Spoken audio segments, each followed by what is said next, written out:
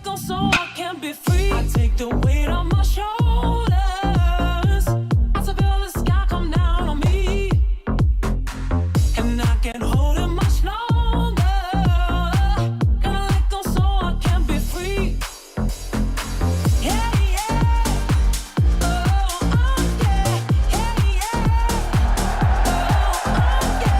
Yeah, yeah. Let's run it, FT Live, and we've got a deep roster today because we need to spread out our vocal cord management.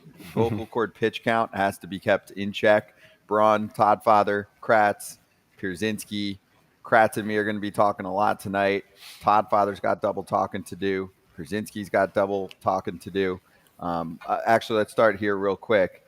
AJ, can you just settle the score? Which team are you rooting for in Twins Astros? Can you just let everyone know so that we can kind of like stop watching the game and guessing? I'm rooting for both teams to just have fun. Oh, neat. Oh, Awesome. neat. And is it pistachios or peanuts? I like all of them. I like both of them, but I don't know. The whole He's thing. got to is be just, careful what he says about the nuts now too. Now you got That's you got to what- make that's sure what you. I'm saying. That's what I'm saying. I mean, I just find it funny to me that, anytime you do these games, Todd, you probably found out a little bit doing the ESPN stuff, right? That people on both sides are like, you hate my team, you hate the other team. I'm like, dude, I don't hate either team. I want a good game. I want a good series. Listen, I hope it goes to Game 5 because I want Verlander versus Pablo Lopez. Selfishly, I don't care who wins, but I want that matchup because I think that'd be a great matchup in a winner-take-all game. So it's just one of those, funny things on Twitter and Instagram where people just assume you're rooting against them because you tell the truth. And Sonny Gray didn't pitch very well, and the Astros hit a bunch of homers, and I don't know. Yeah, that welcome to the social media world, bro. They're not afraid of nothing. The guy told me that I'm almost as worse as John Smoltz on TV. So I took. Wow. Listen, Ooh, wow. you put John Smoltz in a conversation with me, good or bad, I'll take it because that dude's a beast. So yeah, no, welcome to the social media world where you can say whatever you want. I have a pivotal question for you because now you've done Little League World Series for a couple of years. Yeah. Are there any Little League World Series trolls that are like, No, hey, this guy's rooting for Wisconsin. What the hell? I've had a couple say something about the Northeast teams, but not like, you're not like demeaning, but he's like, bro, this guy's a homer on all, like something simple, Mike. On all the Northeast teams? I'm like, you might have something there a little bit. You might have a point. Yeah, and they're saying I'm never they're going to not lie. saying it- Listen, I'll you might hear me get a little louder, but it is what it is. They're kids. What are you going to do? If there's a They're not Jersey saying team it on there, on Twitter. everything's off. I'm homering that team the whole way through. Sorry. You're all Jersey, but they're not saying it on Twitter. In those games, there's the moms in the stands going. They come up to you, yeah, like, hey, Are man. you serious? Are you serious, Todd? Yes, exactly. Say my name's kid. And they correctly. poke you in the chest. Hey, Kid's you. name. Yeah. Hey, Hey, you. pronunciations. By the way, we're doing a watch party again for Braves and Phillies. So check it out. Boom. There you go. A little fancy music too.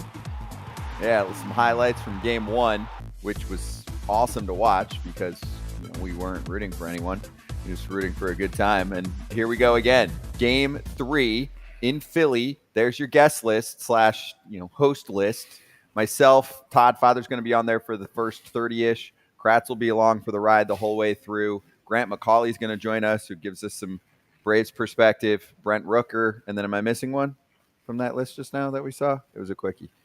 And Brockstar. Yeah, Brock Holt. Brockstar. Too. Yeah, no AJ. He has to do his own game. His Fox Got to game. do a real hanging game. out with Wayne, right? What time is that? Ours is at 5 Eastern. Your game is at 7 Eastern. So there'll be a little overlap where people are going to have to listen to both Homer broadcasts at the same time. So we'll let them do that. So let's actually charge the damn mound and get your thoughts, AJ, on the Astros and the Twins. So lay it all out for us. Christian Javier, the good, Sonny Gray, the bad, and that game was not close. Well, here's the thing. We went into it, if you guys watch the game, thinking, okay, Sonny Gray pitching at home. He's been really good the whole year. Doesn't give up home runs. And in the first inning, and he also his sweeper, slider, whatever. Listen, sweeper. It is a different pitch. I was kind of anti-sweeper slider calling it, but it is a different pitch. They throw it a different way. And if you saw Adam Wainwright explain it last night on the broadcast, it made more sense to me. So we went into it thinking, all right, nobody hits the sweeper off Sonny Gray. The Astros offense, other than Alvarez, had been kind of mediocre. Well, they go the first inning and score 4. Jose Abreu or Altuve hit a sweeper. They made an error. Tucker hit a changeup, and then Abreu hit the 3-run homer to make it 4-0. That game was essentially over. Now the Twins had chances, but Javier just every time he needed a big pitch, man, he made pitches. And people blame the shadows, but the Astros had the shadows. Didn't matter. I think the biggest play was the game plan. Honestly, Alex Cintron, Troy Snicker, they must have done a lot. They must have told their guys to sit slider. We talked about it on the broadcast, but they didn't miss any of those sweeper sliders. I mean, every time Sonny Gray made a mistake, they whacked it. Sonny Gray will counter and say they didn't throw him great. But honestly, the game plan the Astros had was unbelievable. Christian Javier was good, 9 punch-outs in 5 innings. But, I mean, Kratz and Todd, how many times do you see a guy walk 5, hit another one in 5 innings and not give up a run? No, not that I've heard of. No chance. And he, I came in, I said, Twins are going to do well here. Foot in my mouth. It was just one of those, man, give up 4 in the first. And you were right. It seemed like when you guys were talking about it, it seemed like they were sitting on the off-speed pitch the whole time. And why not? He throws it more than none. Everybody talks about the shadows, but if you're sitting on a pitch, all you're looking for is spin. So, if fastball comes at you, you tip your cap, and they really hit that ball well. Like you said, they had opportunities.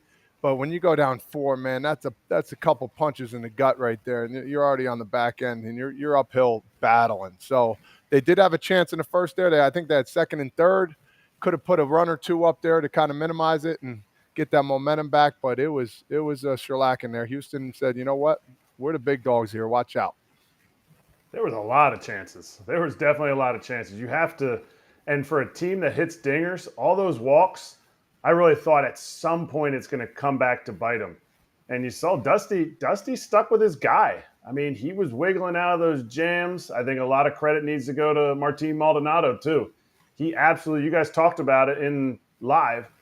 He just shut some of those rallies down, like just coming out, putting his arm around Javier and getting good results after those situations. Like there's a lot of trust there from Dusty.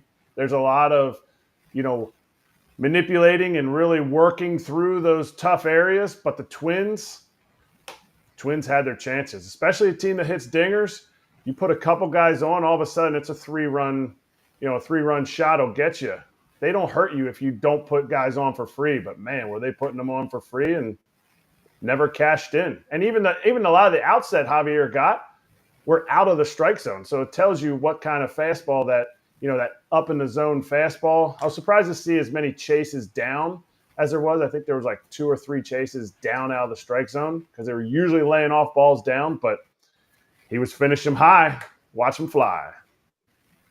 Hey, check this out, AJ, because you were there. Christian Javier on the fans helping him with the pitch clock countdown quote. I did notice it, and when I did, I used it in my favor. At that point, I stopped paying attention to the clock because they were counting and just paid attention to the catcher. Whit Merrifield's going to join the show later. He was one of our first ever guests in March, and I said, do you think that fans during the regular season will shout out the pitch clock countdown, but of course shout it out wrong, right? Yeah. That's the whole way to get you. That's what high school basketball in Jersey, they do that all the time. And Whit was kind of looking for it. It never really happened in Toronto. This is one of the only instances on the year where you see a crowd all kind of get together and count down, but they were counting down properly. The Minnesota Nice came out of them and it was helping him. It was unbelievable. First of all, they were yelling it loud. Like you could hear it. I mean, it was like 5, 4, 3. And Javier took it down to 1 second every single time. I mean, it was like 1, and here he goes. He picks up his leg. He milked that thing like I've never seen anybody milk it. But the crowd, yeah, I mean, you got to start it like when he's at 8 and start counting down and make it a little more nerve-wracking. But, man, it was a cool moment. But, listen, that was really the only inning the crowd was in the game. Because as soon as he got out of that first inning with 2nd and 3rd and 1 out, the crowd just kind of sat on their hands because after that the game was over. Usually you and see it was that. Cold. Yeah, and it was cold. And then you see in a basketball game. That's why they sat on their hands. Yeah, they do that in a basketball game. Give them the wrong numbers for the shot clock. Yeah. 5, 4, or like they do it at 10, and there's like 3 seconds left, whatever it is. I just couldn't believe that they were properly counting down. That's not how you do it. No, that's helping the pitcher, isn't it? Yeah. Isn't that helping? Like Kratz, if you were catching Christian Javier, like, hey, dude, in case you're ever worried about the pitch clock, you can hear it for now from the crowd. So don't look anywhere. Just focus on me. Yeah, I feel like I would have been leery though. Even though it's Minnesota, any Midwest nice. Yeah, they could be a little sneaky. I'd be like, don't listen to him. But he seemed like he said he was listening, so it worked to his advantage. It did. And then lastly from this game, Jorge Polanco, did he foul tip that pitch? Oh, please. Oh, my. Okay. Can we show the video of this? We showed it repeatedly on the air yesterday, but can we show this? I think we're allowed to show this, right, Claude? Yep. We can show this. So, AJ, do you have the commissioner's cell or Joe Torre? Can you hit them up and tell them we're reviewing everything else? We can see that we can review this too. Well, first of all, Martin Maldonado reacted right away. I mean, watch him. He's like, foul tip, right? Dusty reacts. They're all like, foul tip. And, I mean, it didn't end up hurting them because they got out of it anyways. But how is that not reviewable? I mean, that is clear as day what's happening. I mean, you can see it hit the bat. Everyone called for it. I just don't understand in the technology that we have now. We can't review foul balls and we can't review foul tips. Like what? I thought the goal was to get things right. Why are we not have these things reviewable? I don't know. You guys are closer with the commissioner than I am, so please explain. You're talking to the wrong guy here. But it's funny you bring that up because all of a sudden a hit by pitch that skims off the hand and catcher catches it. Like we could review that though, but we can't review a foul ball tip. That boggles my mind. We should be able to review everything. Like here's a dumb rule. A guy hits the ball down the line. Like if the ball is in front of the third base umpire and he calls it foul when it's supposed to be fair, you can't review that. But if it's behind him, you can review it. Like why? What does it just stuff like that that's just dumb because we should be able to review everything. And guess what? If you want to review it and it doesn't work, you lose. And it is what it is. That's why you have the review system. Also, you can have inconclusive evidence, which happens very frequently where the call will stand and they just can't determine that they could overturn the call. And that's fine. But if it's something obvious, that's the point of instant replay. That's the point of replay review, Kratz, is that we can go and say, oops, you fucked up. It's okay. We're going to fix it. Especially in a big moment like that. Don't even make a team use the review. Just make it a booth review and be like, whoa, like let's take a look at this real quick because there was big. I remember vividly. Obviously not the playoffs, but playing the Red Sox, Dustin Pedroia. If it was 3-2 and the crowd was all on its feet and it was a low pitch and he swung and missed, he would always be like, "Oh, that bounced," because the umpire can't hear that, and the umpire obviously couldn't hear it when Polanco fouled it off there because that's all he's basing it on. Because Maldonado caught it like it was, just a regular pitch, but he never heard it. So it's something that's I don't think it takes that long to review that, especially when we only have 2 games going on. And last night at that time there was only 1 game going on. Also, the NFL. Go ahead. I was just going to say that, dude. Go ahead. The NFL now has the booth initiated review where they're like, nope, you're wrong, and they don't have to even use a challenge. Yep. We can't get to that point, especially in the postseason. Now during the season, okay. There's 15 games going on at once, but when there's 1 game going on, you mean tell me we can't figure this out? I mean, it's Major League Baseball. They can do it. They're reactive instead of proactive. They are reactive. Hopefully they remember. Short memory sometimes too. Like remember this. Someone write it down in your notebook. We'll let them know. At the office. Okay. Let's do our poll question. Then we'll see who the Twins or we see who the Rangers are playing. Obviously, we just talked about Twins and Astros. Congrats to Texas. We'll get to that. Asking you about crowds and which ones have made the biggest impact in your mind. Watchstadium.com/foul territory. Best crowd so far this postseason. A, Twins. B, Philly. C, Atlanta. D, Rangers. Can't say Arizona or LA has obviously been struggling, but D-backs hosting a game tonight. Be right back. Did you see what the comp is for him? I did. And I think it's spot on. He's the Japanese Prince Fielder. Wow. As you're reading here, Late night news, 17-year-old Japanese sensation Rintaro Suzuki will forego MVP draft and attend college in the United States, wallop the Japanese high school record, 140 home runs, that's Little League numbers, and hit over 400, 6 foot, 250-pound behemoth with top-of-the-scale raw power. And I saw a video on this guy. Oh, my God, raw power to all fields, Erik. This guy, he looks just like Prince Fielder. He's got the shape of him. He can swing the bat. He's got quick hands. I mean, think about this. I hit 27 home runs in high school, and everybody's like, man, unbelievable. This guy hit 140 home runs in a 4-year period. Let's calculate that. How many home runs a year is that? How many games are they playing in high school? That's what, 35? That's 40 homer? No, they're playing 35 games. 35 homers. In Japan, they play 35 games per high school season. No, that's 35 homers a season. But they're playing in the Koshien tournament too. That's just a knockout tournament. Masa would talk about that tournament all the time. So they go for a while there. But 35 homers a year. I feel like the 140. Jeff Clement held remember Jeff Clement, first rounder out of USC. He held the America high school home run title, whatever it was. I think he had 72 or 73, and it was recently beat. This dude has twice as many. This dude is an absolute beast from the left side, and to watch him play, I'm very interested to see him play in college. And now back to foul territory.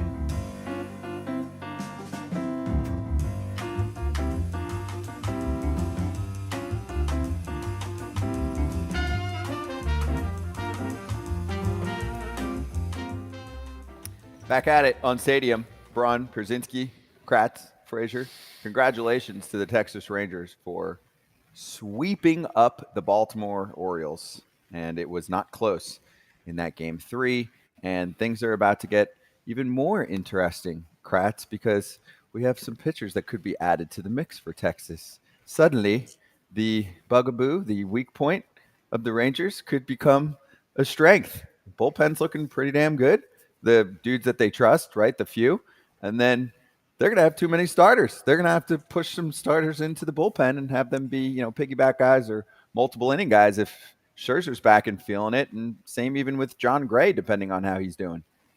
Doesn't seem like John Gray is as likely as Scherzer, but to me, I look at, okay, let's say they push all these starters. They have Martin Perez, Andrew Heaney, maybe Scherzer will be in the pen. Maybe he'll start, he'll probably start depending on his pitch count after this sim game he's throwing today. But you start pushing all these starters into the pen, what does that make their bullpen look like in the sense of, I get it, you can cover some length and everything, but to me, all that gets negated because Bruce Bochy's your manager. This dude's brought in Jeremy Affeldt in every inning of an entire postseason. He pitched 1 through 9. So if there's a manager that can use 6 starters in the bullpen and 3 starters starting actual games, it's Bruce Bochy. It's a nice little luxury to have, though. I mean, all of a sudden, AJ, they've got Dane Dunning, who can pick up a lot of innings for you out of the bullpen as a starter, essentially. I mean, if Gray and Scherzer are good enough to go, you're going to put Heaney back there for good in the bullpen, too. Same thing. I mean, to me, it gives you insurance, though, in case there's a problem with Max or John. Like, you can back them up with one of those guys and feel really good about it, no?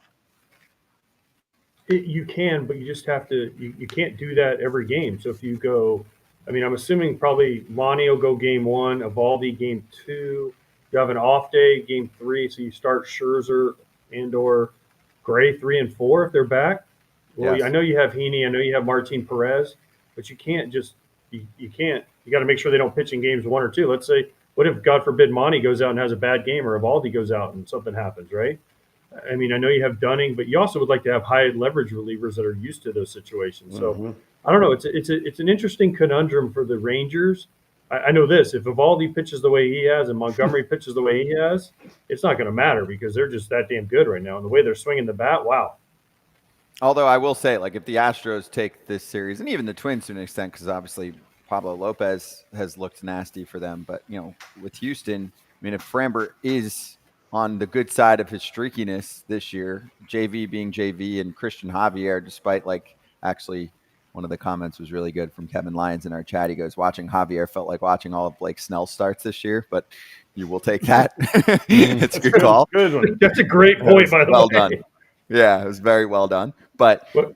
I will say that's really good pitching matchups. But I think what AJ is saying, and tell me if I'm wrong, like, are they built to bounce back from something bad happening? Look, they've been dominant this whole series. But if you have a bullpen full of starters, really good starters, if they're doing well, awesome. But do you have the ability to mitigate damage when it comes to nut cutting time? Because they really only have 3 guys out of their bullpen that are like AJ said, high leverage guys. And that's what I'm worried about for the Rangers if anything goes wrong. If they keep scoring runs like they're doing, they'll see walk all the way into the World Series. And with the way they've been pitching, it seems like the only 3 guys out of the bullpen that have been pitching are Spores, Chapman, and Leclerc. So does that make Bruce Bochy think, hey, listen, let's get some high leverage guys in there. Let's put Heaney out there. Let's put Dunning out there. So it's like AJ said, it's a good conundrum to have, I think, knowing that, if Scherzer's healthy, I mean, that's only a good thing. That's the 3rd starter they got, and they can work their way from there. And if somebody gets in trouble, you got a Dane Dunning or you got a Heaney that can come in easily and pitch 3 or 4 innings. That's my thing is if someone is in trouble and then Heaney rescues them, you still have 2 other dudes that can rescue someone. So, Kratz, my thing, AJ, I think they have both. Like, you have backup capabilities and you have a few high leverage guys. Sure, would it be nice to have 4 guys that you really trust instead of 3? Also, Bradford looked pretty damn good the other day. Yeah, but trust me, Bruce Bochy would rather have 3, 4, 5, 6 high leverage guys, sure, and one or maybe 2 long guys. But dude, who has that? Who has more than 3 high leverage guys? Like you're doing your series right now. Every playoff team.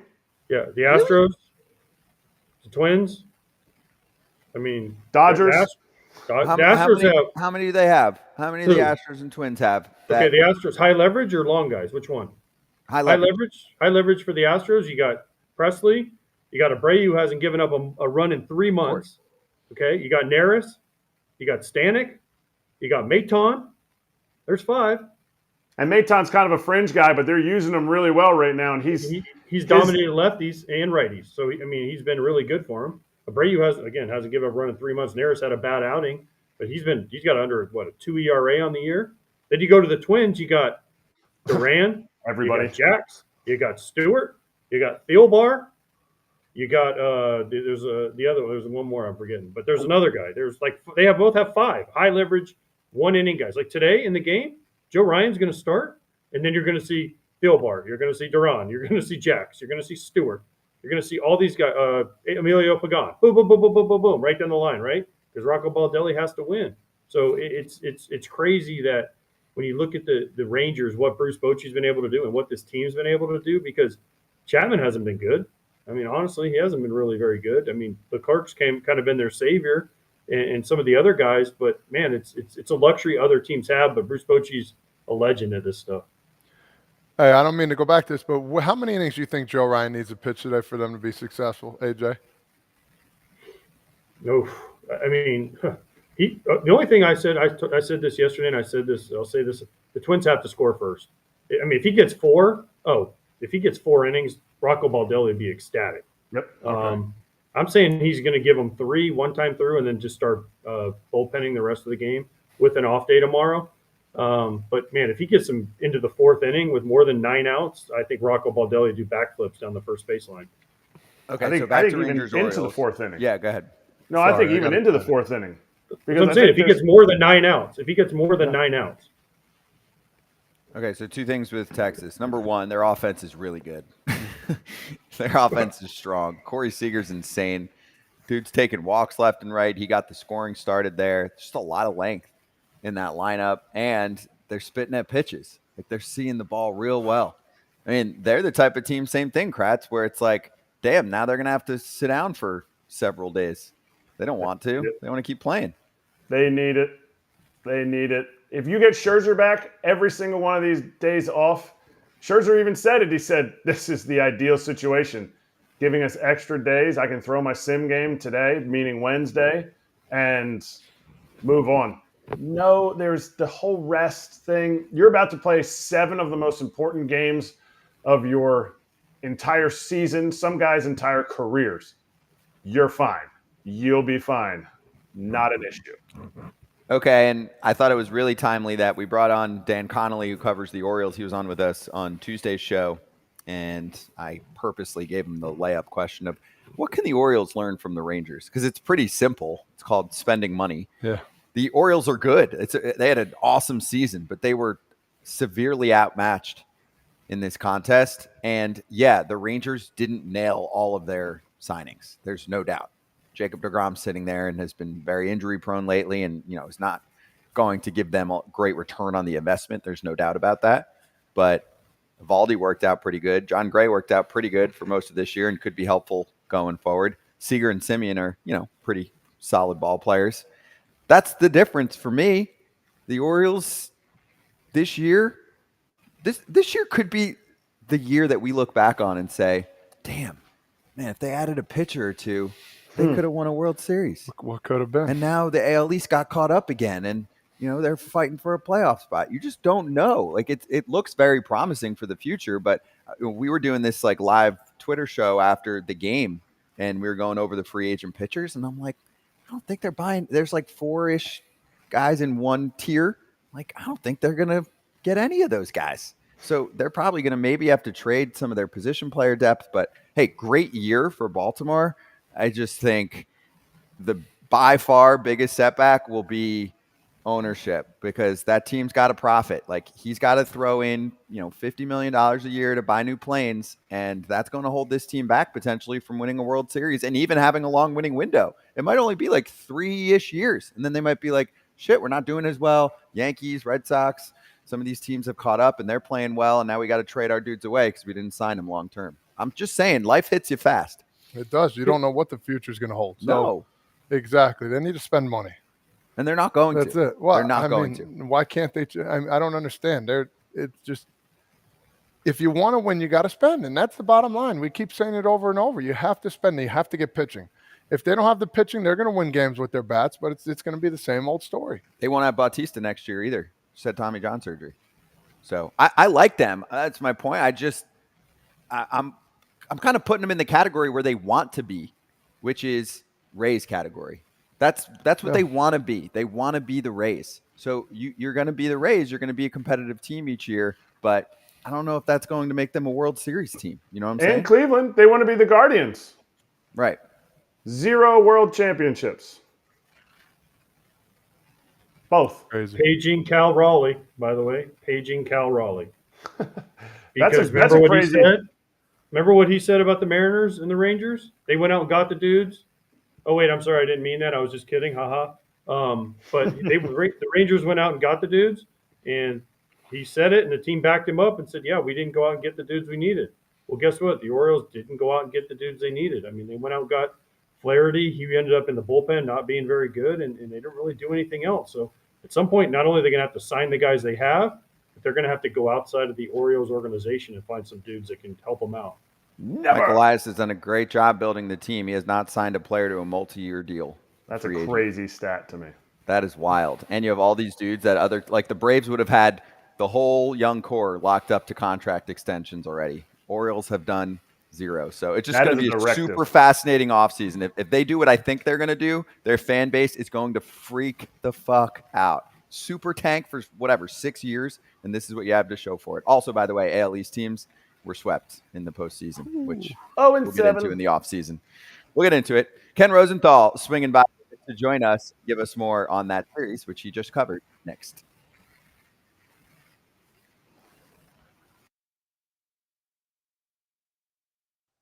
Yeah, I mean, like, you got him and Marte at the top.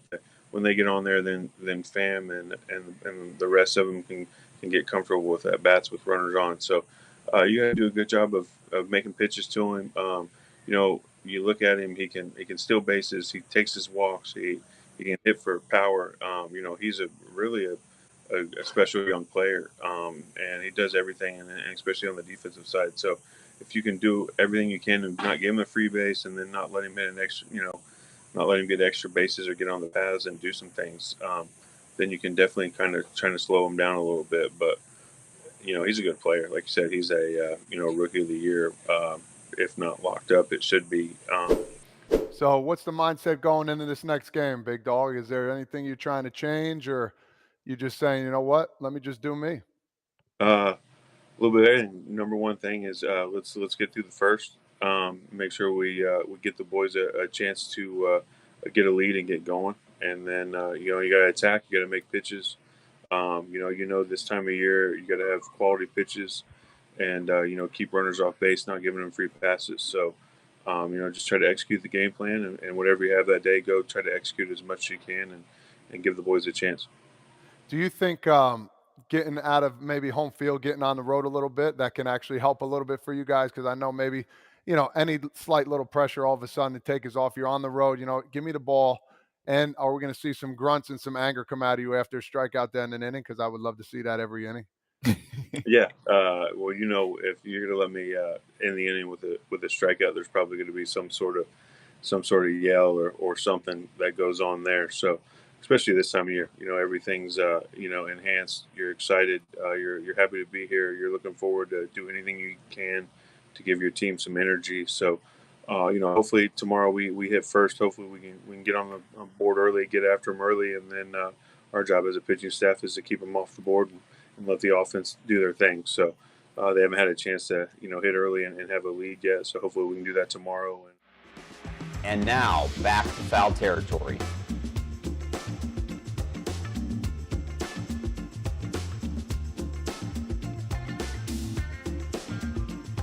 Party's getting bigger. Ken Rosenthal swinging by to join us right now, coming off the Orioles-Rangers series, the sweep for Texas. We'll get to them and what's going forward. But let's close the book, Ken, on the Baltimore Orioles. Your thoughts on how this series looked and projecting forward, because I don't know if you caught any of our conversation, but I'm very fascinated to see if they're going to finally actually do anything. This is their time to strike, and I thought they were a little short compared to Texas. You're absolutely right, Scott. And actually, I thought their time to strike was at the deadline, even the previous deadline. Now, the previous deadline, that's when they traded Trey Mancini and Jorge Lopez, and they got Yennier Cano out of it. So I have no argument in retrospect. They were right. But at some point, I said this on one of the early broadcasts during the game, it's game one or game two. At some point, you have to fire. You have to spend money. You have to do some things that get you out of your comfort zone. Now, I don't know that this is necessarily a Mike Elias decision. It's an ownership call. And ownership controls the payroll, and Mike Elias operates within that payroll. Now, he can advocate, and he should be advocating for the ability to spend money, but there's two sides of this, too. It's not just free agency. You mentioned that they have not signed anyone under Elias to a multi-year deal. That's because they've really just started trying again. But it's also in trades. And we talk about their young players. Their farm system is loaded. They have multiples at many different positions. They can do some things in the trade market. Now, it's a little bit tough to say they blew it at this year's trade deadline only because there wasn't that much available. Scherzer and Verlander were kind of separate categories. Jordan Montgomery was the best available starting pitcher. Lucas Giolito, okay. Aaron Savali, okay. They end up with Flaherty, who Tampa Bay was also trying to get. Not a great move, obviously, but I can't find fault with them too much for that because there was nothing really to be had, or not much to be had. But at the same time, here they are. They obviously have a great core. Now you have to build on it. Now, let me ask you this. Say, all right, they get some trades here and there, but in the offseason, what kind of – because you think about the trade deadline. I mean, you talked about it. There wasn't that, like, big, pitcher where it's like, I can give, Shohei was in a different story at the time, but right. What pitchers right now are they going to, in the offseason, they can be like, man, I can go after these one or two guys and hopefully draw these two coming into the offseason? Well, Todd, it's a good question. I'm a little bit postseason fried right now, so I'm not thinking about which pitchers might be available. But my point is, when you have young talent, you can basically get, or at least start a conversation with anybody or any team you want about any player you want. Because if you're willing to trade that young talent, it's so valued at this stage of the game's evolution that teams would be willing to listen on maybe pitchers who are 0 to 3 years of service, right? If you can trade 2 top offensive prospects for those kinds of guys, I'm not talking about Gunnar Henderson, I'm not talking about Adley Rutschman, I might be talking about a Jordan Westberg, someone of that caliber, then you open things up. And they're going to have to do some things. There's no question. I thought not only were they short on starting pitching, when you look at their lineup, they need a guy in the middle of the order who is just a badass, for lack of a better term. And it's not that Gunnar Henderson isn't, he is. But I'd like to see a veteran guy in that order really just presenting problems for the other team. And they're not going to spend on a Corey Seager type, and there aren't many position players out there on the free agent market this year. But maybe there are things they can do trade-wise to make that happen. Ken using some vulgar language today. I love it. You are spicy off of the flight. I love it, man. You haven't been hanging out with AJ enough. That's as far as I'm going to go, man. Okay, well, what kind of word would you use for the showing the AL East put up in the playoffs? Because did we overrate the AL East a little bit based on how the 0-7 in the playoffs is? 0-11 going back to last year. If you count the ALCS, the Yankees lost to the Astros, right? I don't know that we overrated the ALCS. The Blue Jays, I believe, are overrated. I've been pretty vocal about that. I've written that they're paper tigers, and until they prove otherwise, they're paper tigers. The Orioles and Rays were 2 teams that over 162 were really good. They got beat, both of them, by a hot Texas team. And I didn't see this coming. I watched the Rangers play the Mariners in Seattle that final weekend, lose 3 of 4, lose the AL West title on the tiebreaker. I am very surprised that they snapped out of it this quickly, but that's been their season. They've been very streaky. So there's nothing to be ashamed about for the Orioles and Rays. And the Orioles in particular are a younger team. It was their first taste. I don't know that they were fully ready and fully on all cylinders. The Rays had some things go wrong, right? Wander Franco was one. The situation that he's involved in, some pitching injuries, and they didn't hit in a short series. So these things do happen, but at the same time, obviously the AL West teams, Texas and Houston, are pretty good. So let's get into the Rangers going forward, too, in addition to what you saw. So first off, we didn't know what kind of Eovaldi we were going to get, myself included, in this series. Well, we have figured out in this postseason, really, what type of Nathan Eovaldi we are getting right now. A dude that shows up in spots like this. He was fantastic again, and then there are reinforcements coming. So I know you just wrote about this in The Athletic. Take us through, there it is, the Texas Rangers pitching plans going forward. Well, first off, Eovaldi, he has now put 2 together in a row at the perfect time of year. And if you remember, he missed about 6 weeks, almost 6 weeks, with a right forearm strain. This is a pitcher who has had 2 Tommy John surgeries, comes back in September. They don't send him on a rehabilitation assignment. They bring him right to the big leagues. Start him at 35 pitches, then 50 or so, then 75. And they were building him up in the big leagues. His numbers were terrible. Come the postseason, he's built up. And we've seen in the start against the Tampa Bay Rays and his start last night, this is the Nate Eovaldi of the first half, the guy who made the All-Star team. What's really fascinating about them now is that there is, I would say, a strong possibility that both Scherzer and Gray, Max Scherzer and John Gray, are on the ALCS roster. Now, they're not going to be fully built up. Scherzer's coming off that right teres major strain, and you have John Gray with that forearm tightness, but that wasn't ever believed to be a serious injury. When they put Gray on the IL at the end of the regular season, they knew he would be out through at least the division series, but they expected he would be back for the ALCS. Looks like that's going to happen. Both Gray and Scherzer are throwing simulated games today. That's kind of the final step toward evaluating where they are. But should these guys both come back, even if one of them comes back, it gives them more options, especially in multiple inning situations. They have Dunning, they have Heaney, they have Cody Bradford, they have Martin Perez, all in this hybrid kind of role, and they've got Eovaldi and Jordan Montgomery as 2 really legitimate starters. So you throw Scherzer and Gray into that mix, you lengthen out their staff and what that staff can do for you. It becomes more versatile. So really the Rangers, are seemingly peaking in all facets at the right time. But now they get a 4-day layoff, so let's see how they handle it. Now, let me ask you this. I'm a big believer in bottom of the lineup coming through in these playoffs, especially. And you think about Texas, you think about Josh Young and Evan full count Carter, man. I mean, these two guys, and we know about Josh, he's probably going to be top 3 or 5 in whatever the rookie of the year thing at the end of the year for the votes and awards. But this guy, Evan Carter, coming up and showing up, I mean, this is huge for the Texas Rangers moving forward. These two guys, just to name a few, they've been clicking on all cylinders, but they've been dominating as well. You're right, Todd. And I'll tell a story that I didn't quite get on the air last night, but I thought it was really revealing about Evan Carter. So before Game 2 in Baltimore, they have outside the clubhouse, the visiting clubhouse, a series of tables set up. That's where the guys eat. They don't really eat in the clubhouse. They go outside to do that. It's kind of a holdover from the COVID era. And before the game, Evan Carter is sitting there leaning over an iPad. He must have been sitting there for a good 20 minutes, maybe a half hour. So I asked him afterward, okay, what were you doing? He said, listen, they supply us with video of opposing starters, plenty of scouting reports, but I like to do the work on my own. I feel that I absorb it better.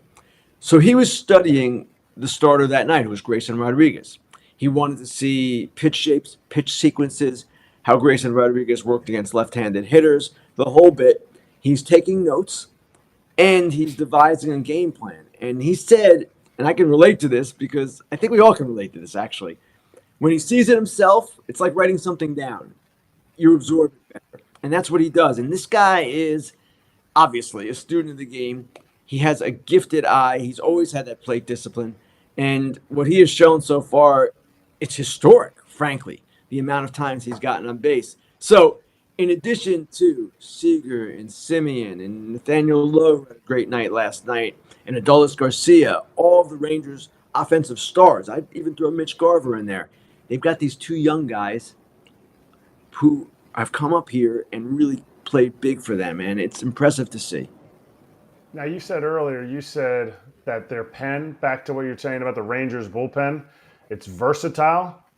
Could it be seen as hamstrung a little bit too? Because earlier in the show, we were talking about most teams have 5, some of them have 6 high leverage guys that are in the playoffs right now, but they don't have those high leverage guys. So when something goes wrong, if there's a game where they're not hitting, like they've been just banging the ball. Obviously, if they score 6 to 10 runs a game, they're going to win all of them. Doesn't matter who's pitching. But could it hamstring Bochy a little bit, or is he enough of a wizard to get through it? I would say he's probably enough of a wizard, Eric. And you're right. They don't have classic back-end dominance. Leclerc right now is going pretty good. Chapman is hit or miss. We've seen that. Josh Sborz is doing very well as well. So that's the 3 that they have in the back. But let's say Gray and Scherzer come back. Who's to say one of them can't be it? And who's to say you can't use Dane Dunning in that kind of role? They'll have options, and pretty formidable options. So I understand what you're saying. It's a valid point, but it seems to me the more better arms they get out there, assuming these guys are good enough to go, right, then they'll be okay. Ken, sorry, I was on vacation like you are now. So, I mean, are you going to get rusty from your long AJ, layoff? how's the Four Well, the Seasons? rest of us are just How's it grinding going? away. The rest of us are just grinding away while you have a layoff there, Junior. I don't see you grinding too much, AJ. You're sitting in a hotel room right now. You're not Because, at batting practice. because your series is over, we get the night game. If your series wouldn't have ended so quickly there, Junior, we would still we'd be at the park getting ready to kick off in about 15 minutes. Hey, I apologize, AJ. As usual, I control your schedule entirely. Exactly. Are you gonna get rusty like all these teams complain about? No. From having too much layoff. I mean, you are home. You're not in Houston or Minnesota grinding away. I did fly home this morning, and I may actually take a day off today, AJ. Yeah, it's going to happen. Yeah. Okay, and then the other question is. And yeah, I'm not going to get rusty either, by the way. It doesn't happen that way for writers. Sorry. Oh, okay. That's Four because players. True, Kratz. I know who's not going to get rusty. Verducci, the way he works out every day, but that's a whole different story. So when you flew home today, Ken, did you recline your seat? Yes, I recline my seat. Oh! I have a medical doesn't reason, know. though. I'm not going to go into it, but I have a medical reason for reclining my seat. Do you ask have the a person doctor's behind note? you? I'm 4'2", AJ, right? Person behind me is not going to be bothered by me. Well, your seat goes back though, still the same amount. I guess it does. No, I don't ask the person behind me. Well, Ken, for a little context, AJ. Yeah, how had about a some pretty wild context? What a experience. shocking Yes. thing. Go ahead, AJ. Give him the Cliff So Notes version because when it's I important. flew We all from fly a Houston- lot. Yes. So when I flew from Houston to Minnesota, I put my seat back, and the guy behind me started hitting my seat. And then he called the stewardess and woke me up, the flight attendant, excuse me, to wake me up, to tell me I have to put my seat up so he could use his tray table. And then we had some I don't words after the understand flight. that. And then we had words Yeah. after the flight. I'm with you on this, AJ. I don't get First that. time, Ken agrees. First time ever. If the seat is allowed to recline, why do you need permission to recline it? That's my thought I on agree. that. Okay, Ken. So let's get back to baseball since you're going to be. Yeah, how about that? Who do the Rangers want to face? I would say Minnesota. Houston has had their number, as we know. Now, their fans want Houston. I get that. It's a great rivalry, and the Houston Astros are the team of the last half decade, if not longer. It's 6 straight ALCSs, maybe going on 7, right? But I would say Minnesota because they are less battle tested, although they're fine. I like that team a lot. I would guess Minnesota just because of the Houston myth or the way they've dominated them over the years. But how fun would that be though if Houston and I mean, I know it's not Yankees Red Sox, but Houston Texas, they don't like each other very much. And No, they don't, and it would be a some lot of serious. fun. It would be a There'd be blast. some serious- And think about it. I mean- Play it out. I played it out a little bit in my column today. Dusty Baker versus Bruce Bochy. I'm taking away the rivalry stuff. Just take away that, not that you can, but this alone, Dusty Baker versus Bruce Bochy, 2 Hall of Fame managers. We could get, if Scherzer's healthy, Scherzer at least on the opposite side of Verlander, and maybe they would even pitch in the same game. That would be pretty amazing. And plenty of stars on both sides as well. Seager and Simeon for the Rangers, as well as Scherzer and Evaldi, and of course Altuve and Alvarez and Justin Verlander. It would be a really sexy series, for lack of a better term. Now, I don't know if people in the East would watch it because they'd be all upset their teams are all out. But if you're a baseball fan, you watch. And if you're a Giants fan, you'd get the San Francisco. That's exactly audience back right. in. Bochy and Baker. That's pretty cool. I'm sure Giants. And as I fans wrote would love today, that. also, if it's Verlander and Scherzer, they're both active, Steve Cohen should come and throw out the first pitch for one of the games because he would have been the guy gifting both those teams with those aces. That's a good call. See, that's why I always say, Steve Cohen, good for the game, bringing that entertainment. Sign those guys up, ship them off to ALCS contenders. Ken, good stuff. Enjoy the long layoff, and we'll talk to you soon. And AJ, don't work too hard. Work too hard. I'll keep you posted, Ken, if my back gets sore from carrying you. Okay. Well, plus he's got the 3-man booth too. So, right? Are you the only 3-man booth, AJ? Yes. Yes. Okay. Yes. So, you know, Divides the work work up for AJ. further. Right, exactly. We got to keep his pitch count in check. Thank you, Ken. Be right back on FT.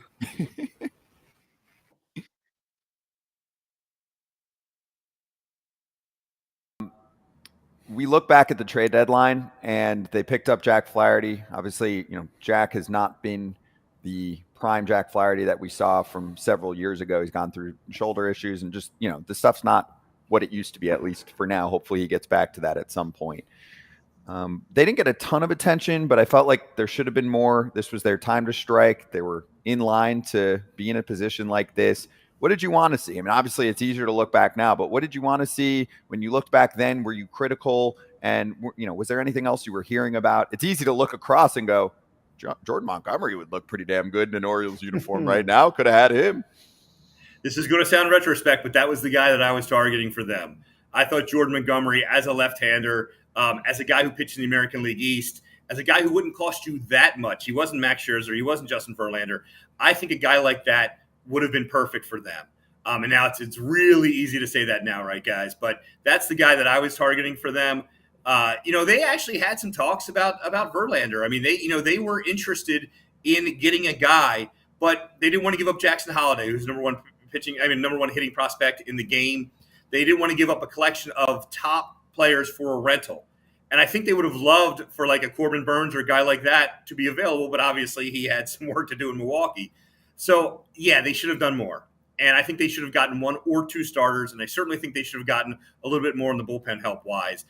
They got Fujinami, who is not on the roster here. They did pick up Webb, but again, it was more of a off the waiver wire kind of situation. They should have gone out and been more aggressive for a starting pitcher or 2 and a good solid reliever or 2, and they didn't do that. That was where they needed the help, and that we're seeing this now. Now, at the time, Felix Bautista was their closer, but obviously he got hurt at the end of August, and that's kind of changed the bullpen as well. So I think they should have been more aggressive. I think they should have been worrying about this year and not if they could get somebody for this year and a couple of years down the road.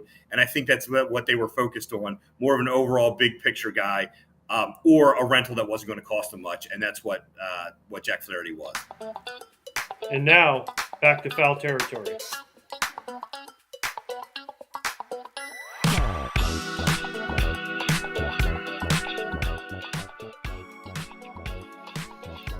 Poll results, best crowd so far in the 2023 playoffs. Our crowd says Phillies 1, Twins crowd 2, Braves and Rangers floating around in the bottom 2. And yeah, I guess Dodger fans are like, what about us? But they might be out pretty quick, and they didn't have a lot to cheer for those 2 days. And we'll see how Diamondbacks fans do. We'll get into them in the second hour a little bit. Let's run our locks, BetMGM style. So yesterday was rough. It was rough. Damn. I did place another bet. Wasn't my lock, but it did well. Todd, when yours push? No, it was 8, and it was 9-1, so it was 10. Yeah, why would his push? I thought you had the Twins game. He did. He had under 8 runs. It was 9-1. Oh, I was thinking the Rangers game was 7-1. That's my bad. Oh no, that's all out to A. We could if we want. Nope. He gone. Definitely, it's an X. All right, so your BetMGM locks for this evening. I'll go first because mine's super simple. Freddie Freeman and Mookie Betts are 1 for 13. They carry the Dodgers offense. I actually think the Dodgers are going to win tonight, and I think both of them will have games. I think the Diamondbacks will pitch to them. So I just have each of them getting a knock. That simple.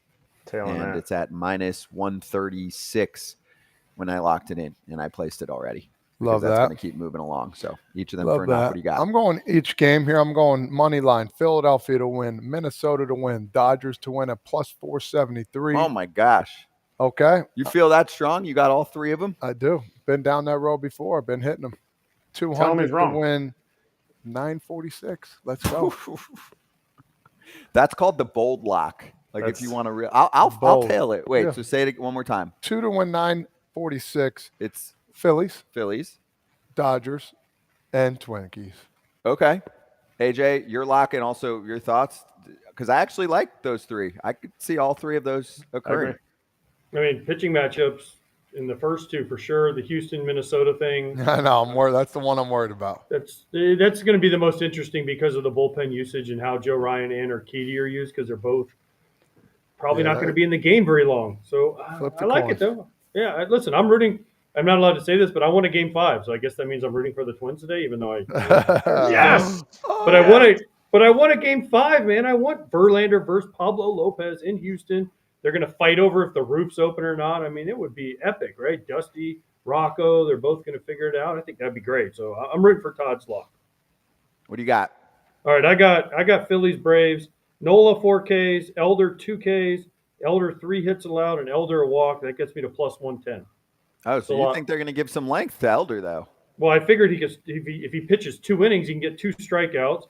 He's going to walk a guy because he's walked a lot of guys. And then he's going to give up some hits because if it was 0-2, they were down, he wouldn't have been in there very long. But they're going to give him a little bit of time. They're not going to take him out in the first inning. No. Kratz, your thoughts? You're our Phillies Braves. I just don't know about the strikeouts. I'm nervous about the strikeouts. 2? You can't punch out Schwarber and, I don't know, somebody else twice? He was walking people last time, and then he was giving up dingers. He didn't strike anybody out the last time he faced them, but But this is the playoffs. Two, you've been hitting on it, so I'm following that. AJ's been hot, so I'm tailing that one too. Mine, Jordan walk. Thank you very much. What's it at? What's it at? Plus Would you lock it in 125. Plus 125. Hey, can That's that be a it? That's it? wild. Plus 125 for one walk? If they don't walk him Either in a way. situation at some point, Can it today, be an they're intentional crazy. walk though? Does that Yeah, count? intentional Yeah. walk counts. Yeah. I I went with it this Yeah. past weekend because he didn't walk yesterday because they pitched to him. But Yeah. in Yeah, game what did one, he do yesterday? a lot. Too much. Everything. I mean, he should have had 3 doubles and a homer. They gave one an error, which was And Jose First Abreu, if you think what Jose Abreu did yesterday scared the Twins, he's coming out at plus 300 for a walk. Wow. Okay. Just Good to saying, know. All right. there's little fringe things there. So Abreu's not going to walk because he's going to be the guy they're going to need to get the hits. So he's Yeah, walked they he's gotta walked pick 2 or 3 times against Joe Ryan in his career. He always misses arm inside to him. It's weird, really weird. Kratz is doing his homework. $1,500 first bet offer is on FOUL, FOUL is the code for new users on the BetMGM Sportsbook app, iOS, Android, or BetMGM.com. Sign up and deposit at least $10 into your new account. Place your first wager and receive up to $1,500 back in bonus bets if the bet loses. And if that happens, your bonus bets will be available once your initial wager is settled. Gambling problem or concern? Call 1-800-GAMBLER. And in hour number 2, we will have Whit Merrifield joining us and Dan Hayes on the Minnesota Twins side of the conversation. We'll go over what the Twins have to do and Scott. what was going on with the crowd. What do you got, AJ? You getting out? Well, no. I'm going to stay. I'm going to try and stay for Dan Hayes because I see him every day now. But what I was going to say about the bets, like I wanted to bet on the Houston Minnesota game, but it's just weird to. No, yeah, we're calling. keeping You know what I'm saying? So I want to stay away from it. But there was one that I think Kratz brought up. The Joe Ryan strikeouts was 4.5. I don't know if he's going to be out there long enough to get to 4.5. That might be another easy one with minus 105 taking the under. Buena suerte. I'm going to play so many bets between this and the watch party. We'll be right back.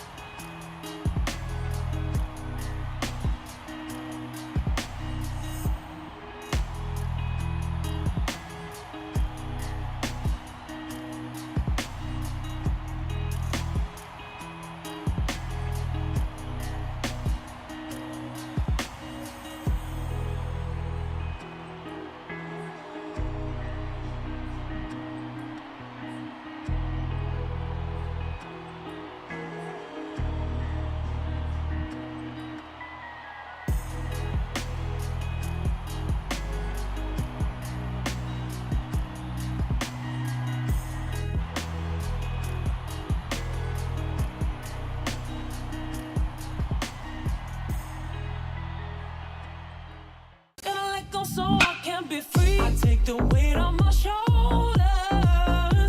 I feel the sky come down on me, and I can't hold it much longer. Gotta let go so I can be free. Yeah.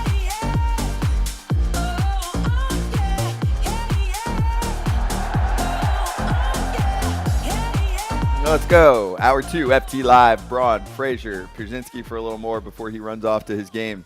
And Kratz with us as well. Let's jump while we have a moment into the Dodgers and the Diamondbacks. So Brandon Pfaadt is on the mound, who took down Corbin Burns in game 1 against the Brewers the last go-around. Kratz, are you feeling like the Diamondbacks are going to sweep the Dodgers? I have a hard time. Like, I felt the same way with the Astros in this game 3. I said, all right, they're going to go on the road. If Javier looks anything like he did last playoffs and gets himself together, the offense is unfazed, if not maybe better on the road because they've been here. Dodgers offense, it's the same way. Like, they've got dudes, at least half the roster, half the lineup, that have played so many road playoff games. I just feel like they're going to show up.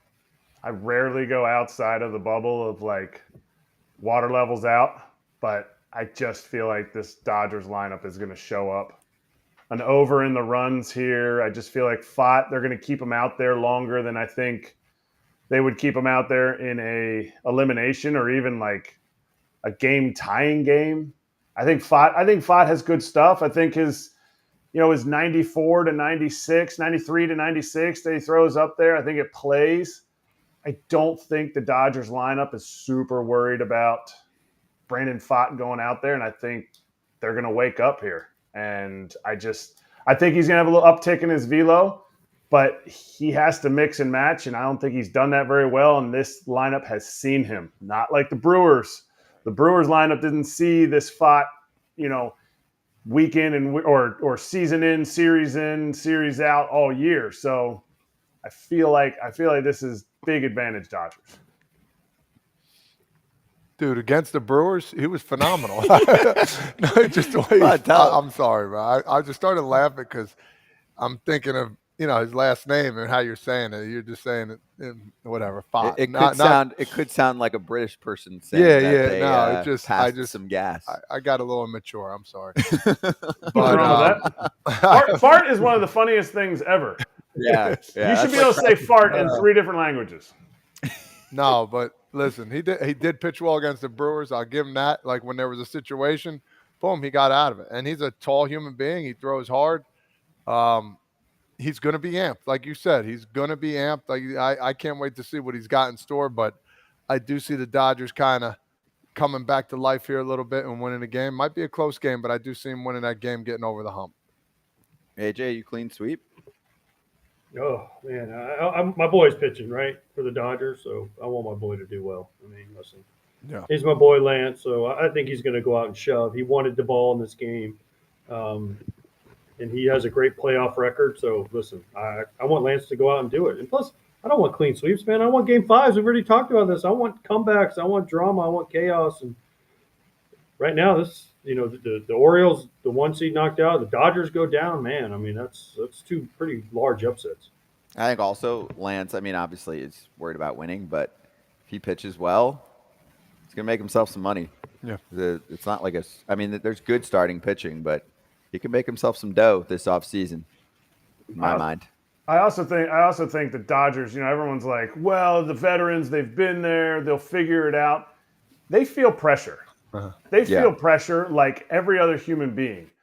The part of the whole experience in the playoffs is if you let the Dodgers back in, if you leave the door open just a little bit, them boys are gonna kick that thing open and they could be a force the rest of the way.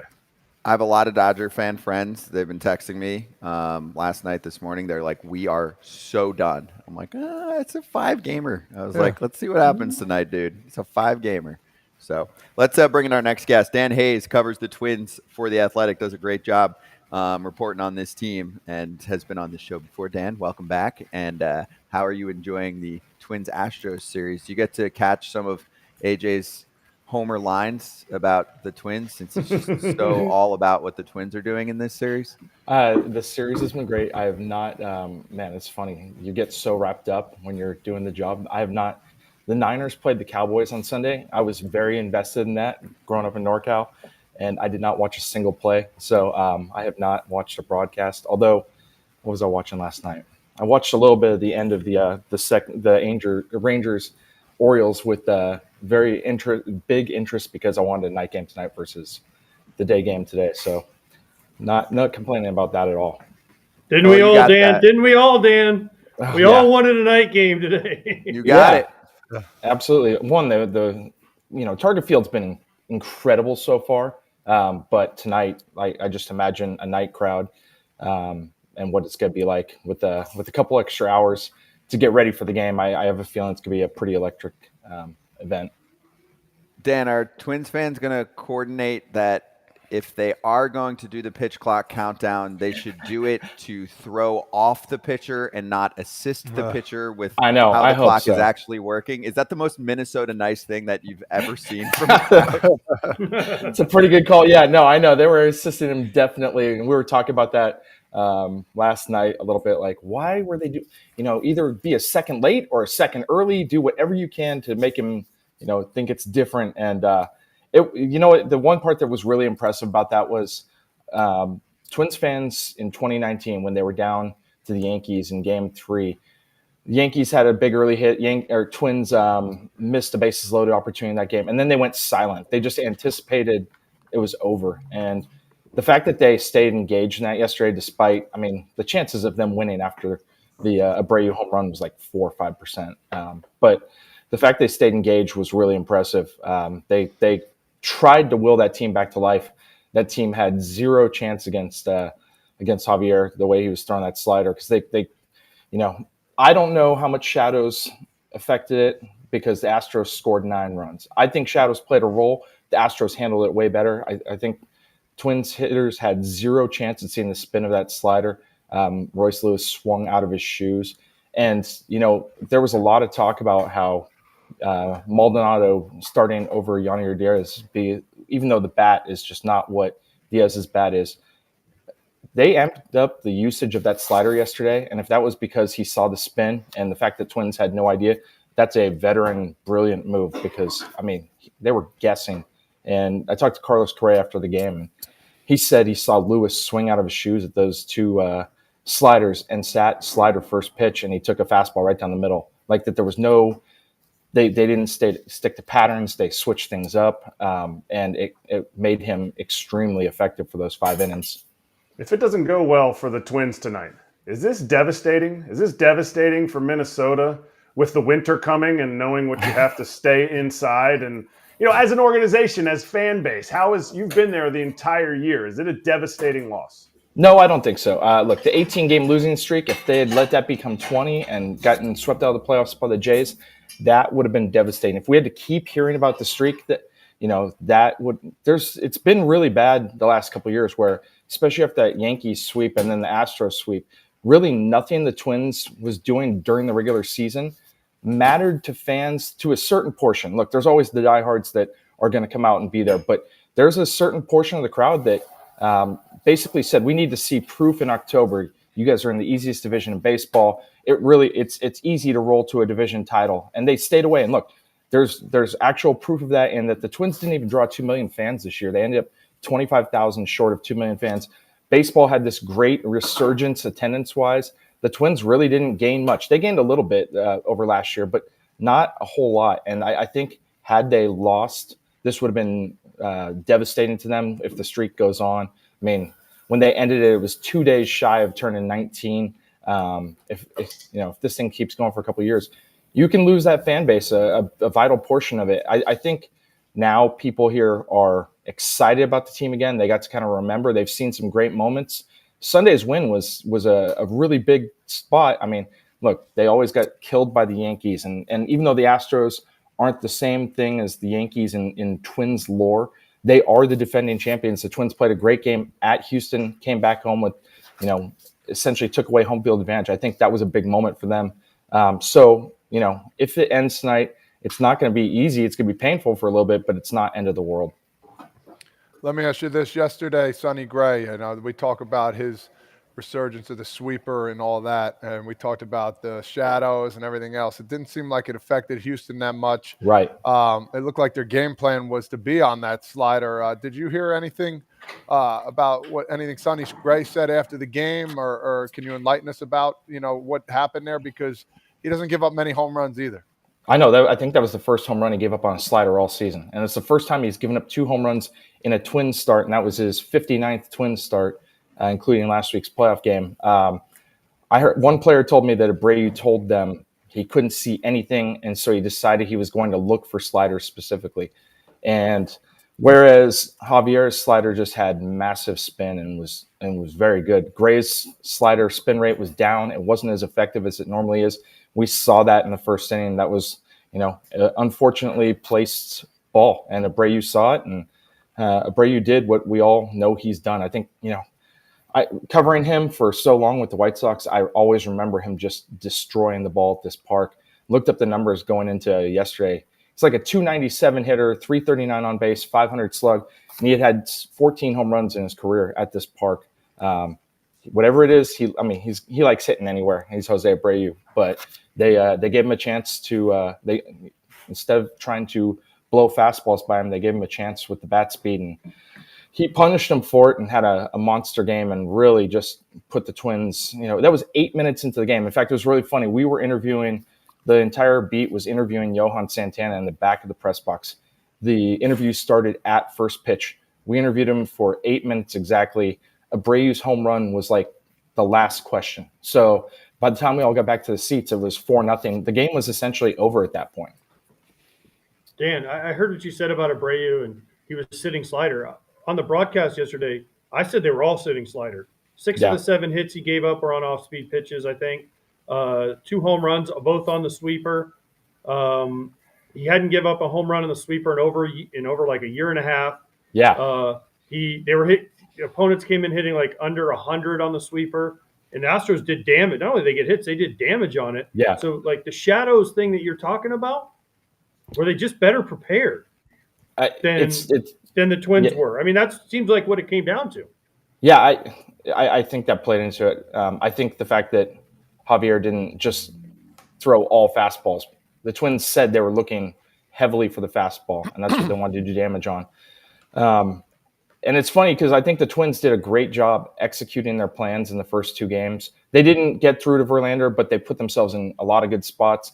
The 2 double play balls that were crucial were fastballs down. They were like 94 fastballs down the middle that they were looking for those specific pitches. They just didn't put them in play and hit them where they wanted to.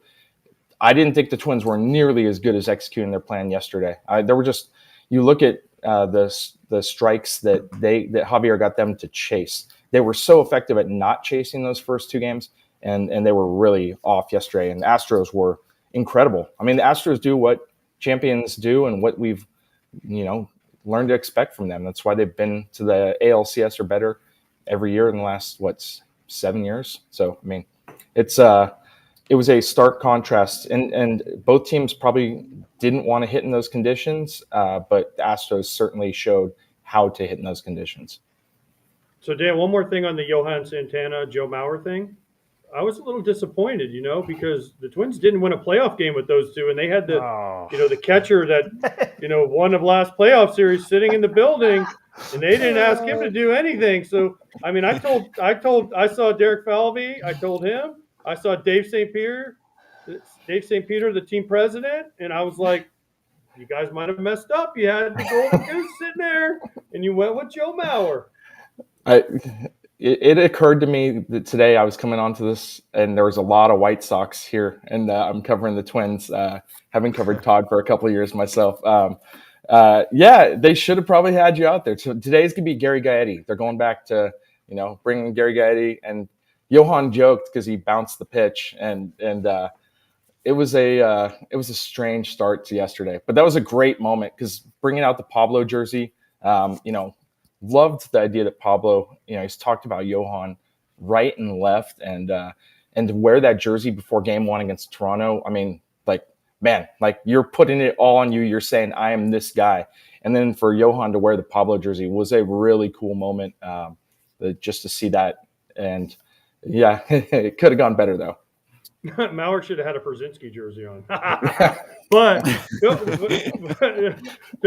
would have been what they said is I should have walked up to Mauer and tapped him on the shoulder and been like, hey, I know you're in the Twins Hall of Fame, but beat it, Joe. My thing today is the Gaetti's throwing it to Dan Gladden today. Okay. Right. Yeah. 2 World Series champions. Did you know they're also brother-in-laws? How does that work? I did not know that. Because Gladden's daughter is married to Gaetti's son. So what does that make them? No.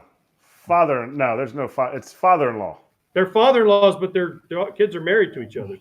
So they're related by marriage. I don't know what the exact term is. That's that's funny because Gaetti, I believe this is the first time in my 6 years that he'll be back.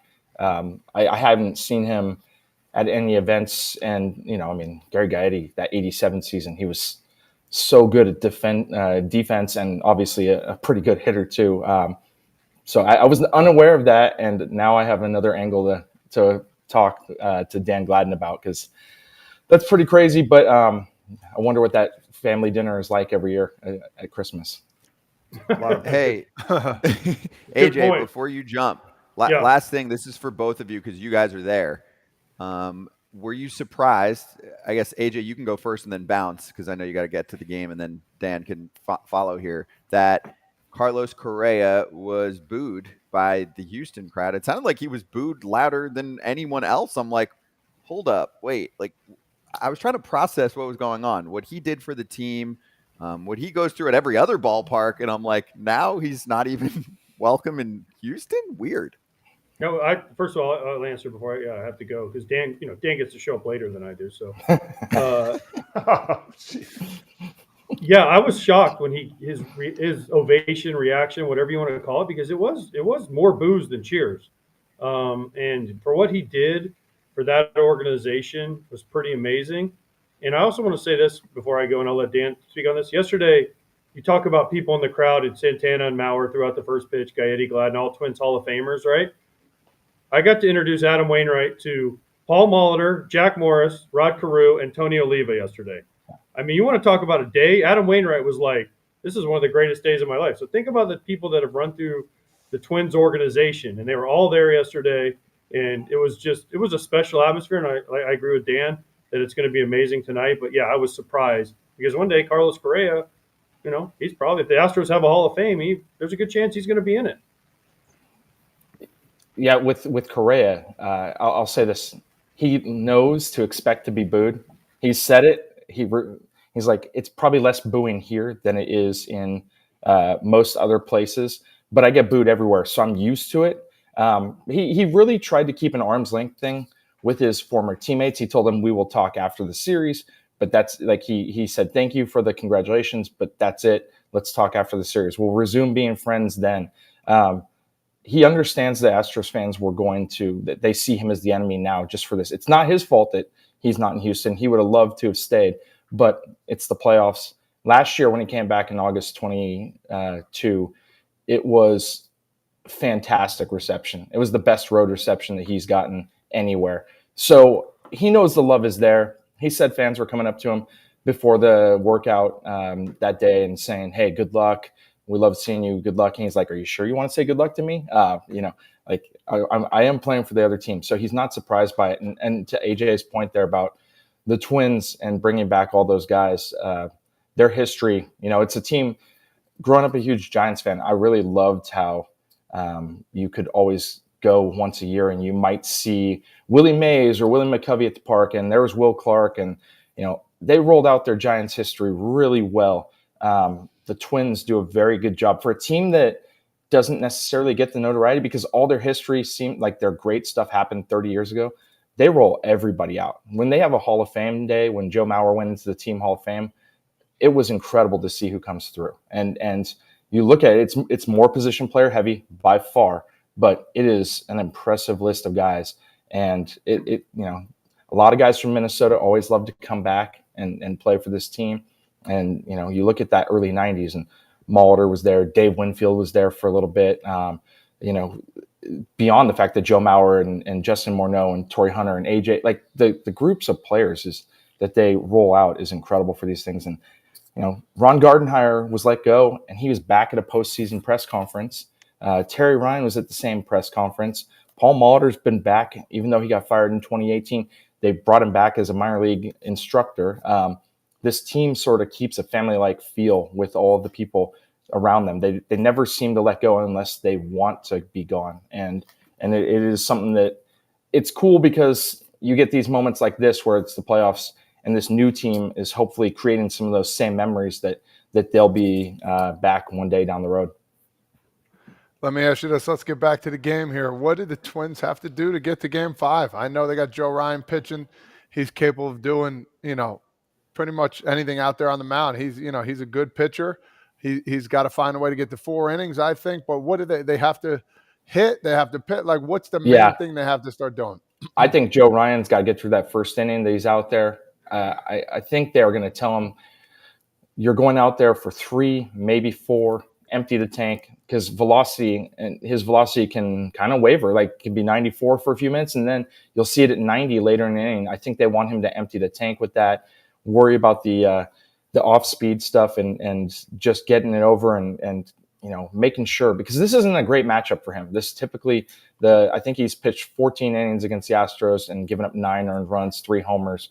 I think they will not hesitate to pull him if things are going poorly, because yesterday they did a pretty good job. I think the only real one of their high leverage guys that they used in relief was Griffin Jacks. He threw 9 pitches. He hadn't thrown in a couple of days. They have the day off tomorrow. So it wouldn't shock me at all if we saw them really pull out every stop. But, the key for them every time has been getting on the board early. On Sunday, you get the Carlos Correa RBI double in the first inning. And then you get that 2-run homer from Kyle Farmer. And that really, they played the game exactly how they wanted to the rest of the way. Pablo was electric. And then they got to the parts of their bullpen they wanted to. I think they could get to the parts of their bullpen they want to earlier today, but at the same time, nothing matters unless they can get on the board. We saw how Justin Verlander pitched out of every situation. We saw how Javier avoided multiple situations during the middle of the game yesterday. They need to get that offense going, and that's going to be a huge key. All right. I only have one comment. If you do not have 3 essential N64 games there, you cannot show up with an N64. Tell me your 3 essential 64 games, or you have to take it out of the next interview. First, I'm going to tell you that I rent this a room at this place. So that's not my N64, but I will say GoldenEye is the only game, to be honest. And then Mario 64. One more. God, those are the two upper echelon. Man, you know what? It's funny. Those are the only 2 I ever played. I'm not gonna lie. Wait, did you say Mario? Wait, and I say it so wrong, Mario. You said Mario 64? Yeah, Mario Kart 64, and then Mario Kart. Kart. Yeah. Kart. Yeah, Okay, yeah. And then GoldenEye. I mean, honestly, we spent more time playing GoldenEye. There's a reason why I was in junior college for a long time, and it was playing a lot of Mario or GoldenEye. So I do have some others to add to the mix there. I mean, I'm sporty and I played a ton. I love those, but NFL Blitz, NBA Blitz Jam. was my third one. Jam. Yeah. Blitz was great. Yeah. Mm-hmm. Those Jam two was for me, good too. Yeah, I love. So there are some classics. Well, Yeah. enjoy, dude, and have fun at the game tonight. Thanks for swinging by, Dan. We really appreciate it. Keep doing your thing. We'll post all this stuff on Twitter so people can see it and see your articles. All right, guys. Thanks for having me. Cheers. Dan Hayes, See you, Reds Dan. for the Athletic, covering the Minnesota Twins. Looking forward to that one. All right, so let's get right to our baseballer viral hit of the week before we talk to Love these. our guy, Whit Merrifield. Me too. So Max Scherzer is most likely going to be pitching in the ALCS. It's not 100% confirmed, but it's probably happening. And guess who's excited about it? Max Scherzer. So Max is good for a celebration. And in my mind, I think there's a little bit inside of Max Kratzy that's going, I get to pitch again now. Like, I think that's part of what he was just celebrating there is we know Max, he comes on the show pretty frequently. He gets traded to Texas. He knows what they give up to get him. And that is a big deal acquisition for them. No one wants to get hurt. Feels like shit. Now he gets to actually pitch, because if they didn't make it to this point, he wasn't going to pitch, and he was going to look back in the offseason and be like, damn it, I couldn't contribute when they needed me most. Now he gets to celebrate because he's going to be doing something. I don't know if he's going to give him 7 innings based off how long it's been since he pitched, but he is going to be a factor in the ALCS. And according to that one comment from Trace, Max scares the fuck out of him. Bro, he was giddy afterwards. I saw his interview afterwards, and he kind of was inkling that he was coming back, the smile on his face, that kind of stuff. So seeing that is exciting. I feel like it's caught his second win now. Like, this is they're one series away from getting to the World Series. So this is really, really exciting. And I want to see him out there. He's a beast. Let's go. Yeah. So do Rangers fans. How would you not want to see him out there? I mean, obviously you got to make sure that he's back and feeling it, but even for, 3-4 inning little burst, I'll take it. Baseball fans want to see Max Scherzer out there for a better series, for more drama. You want to see him out there. He's a red light guy. The red light turns on, and that's who you're watching. My thing is watching that, like, people, there's people that are hating on the fact that, oh, he didn't even play this series. Why is he celebrating? What other walk in life can you complete something and be super juiced and everybody's okay with pouring beer all over each other and champagne? Like nothing. You find me something where people are doing that. Find me anything, and I want to join that brigade. So can I throw this out True. there? I think that it should become more commonplace in other scenarios, right? Like, let's say Pouring that much beer and champagne on people? Yeah. So, like, let's say you're, in an accounting firm and you just got through tax season. Go for it. That's what it looks like? No, it doesn't look like it. I'm saying they on should, your brand new suit, right? they should do that. Oh, you're saying they should do that? I don't mind it. They should I take don't a mind it. page out of baseball's book. There was a couple times in previous workplaces where there was an accomplishment and we'd have like they'd pour like the smallest like sip of champagne ever. You just made a to deal that celebrate. got your firm, $5 million Right. invested. Come here, Scooter. Yeah, all right, let's do it. But I think it's awesome. you go into that one room where, you can get away with it. And Yeah, just Plastic. wreck it. Right. Plastic the room and just wreck it and just pop a few bottles Heck and yeah. say, let's freaking go. Like I know Uncle Louie's got a room with plastic in it. Todd, does Uncle Louie have a room? Uncle Louie has a room with plastic everywhere. No, he doesn't have a room with Come plastic. on, don't. I don't do even have that. an uncle. I don't even have an Uncle Louie. Stop it. See, he's not even allowed to say that Uncle Louie exists. Anyway, BSBLR.com if you want to check out hats and shirts and what they've got going on, and also follow them, especially on IG. They're bringing us that kind of content all the time. Like Todd Father said, they love it. Whit Merrifield's going to join us in a few minutes to talk not just about the playoffs, but also about his ball club and his upcoming free agency, assuming that the big mutual option doesn't get picked up by both sides. We'll get into that. Saying there's a chance. Yeah. All right, let's do our BetMGM updated World Series odds. So your outright World Series winner, favorites are Texas and Atlanta to win it. Atlanta's still the favorite, plus 275. Man, that's and that was updated this morning. So that's surprising to me, just because Texas now has already secured a Final Four spot. Atlanta's still got to get through the Phillies. I know that's Phillies. I would plus put a few looks, coin. I'd put a couple hundy on that one. Yeah, I agree. Would you put more on them or the Dodgers? On who? Philly? Phillies. Based on where it's at. If you could put a hunch down to win 550, or you could put 50 down to win 700. Phillies for me. I just think Dodgers pitching, even if they somehow come back and get this series, which is possible. It's hard for me, Kratzy, to see the Dodgers pitching as it currently stands, getting through 2 7-game series with all of the youngsters. 2 7-gamers relying on, Bobby Miller and Emmett Sheehan, and not to mention what we'll get from Clayton Kershaw. It's too tough for me to be able to put anything down on LA. Agreed. Yeah. Yeah, right now I would take my chances with Philly. Yeah. I mean, Todd Father is putting the big bold claim out the last couple of days that the Phils are going to take both games here. I do. I said in 4. And I'm sticking with it. Mm-hmm. I mean, they definitely parlay have that, John, right now. Yeah. That Jean? They have the pitching advantage in this one. I mean, it's Nola against Bryce Elder. And just a reminder to everyone, we will be doing a watch-along this evening for the night crowd that sometimes, doesn't get to watch FT during the day because they got work. Well, like from 5 to, 8-ish, depending on when the game ends, we will be doing a watch-along, a little watch party. We'll watch the game. We'll talk about it. Todd Father's on in the beginning. Kratz will be on with us. We'll get Brent Rooker, Brock Holt.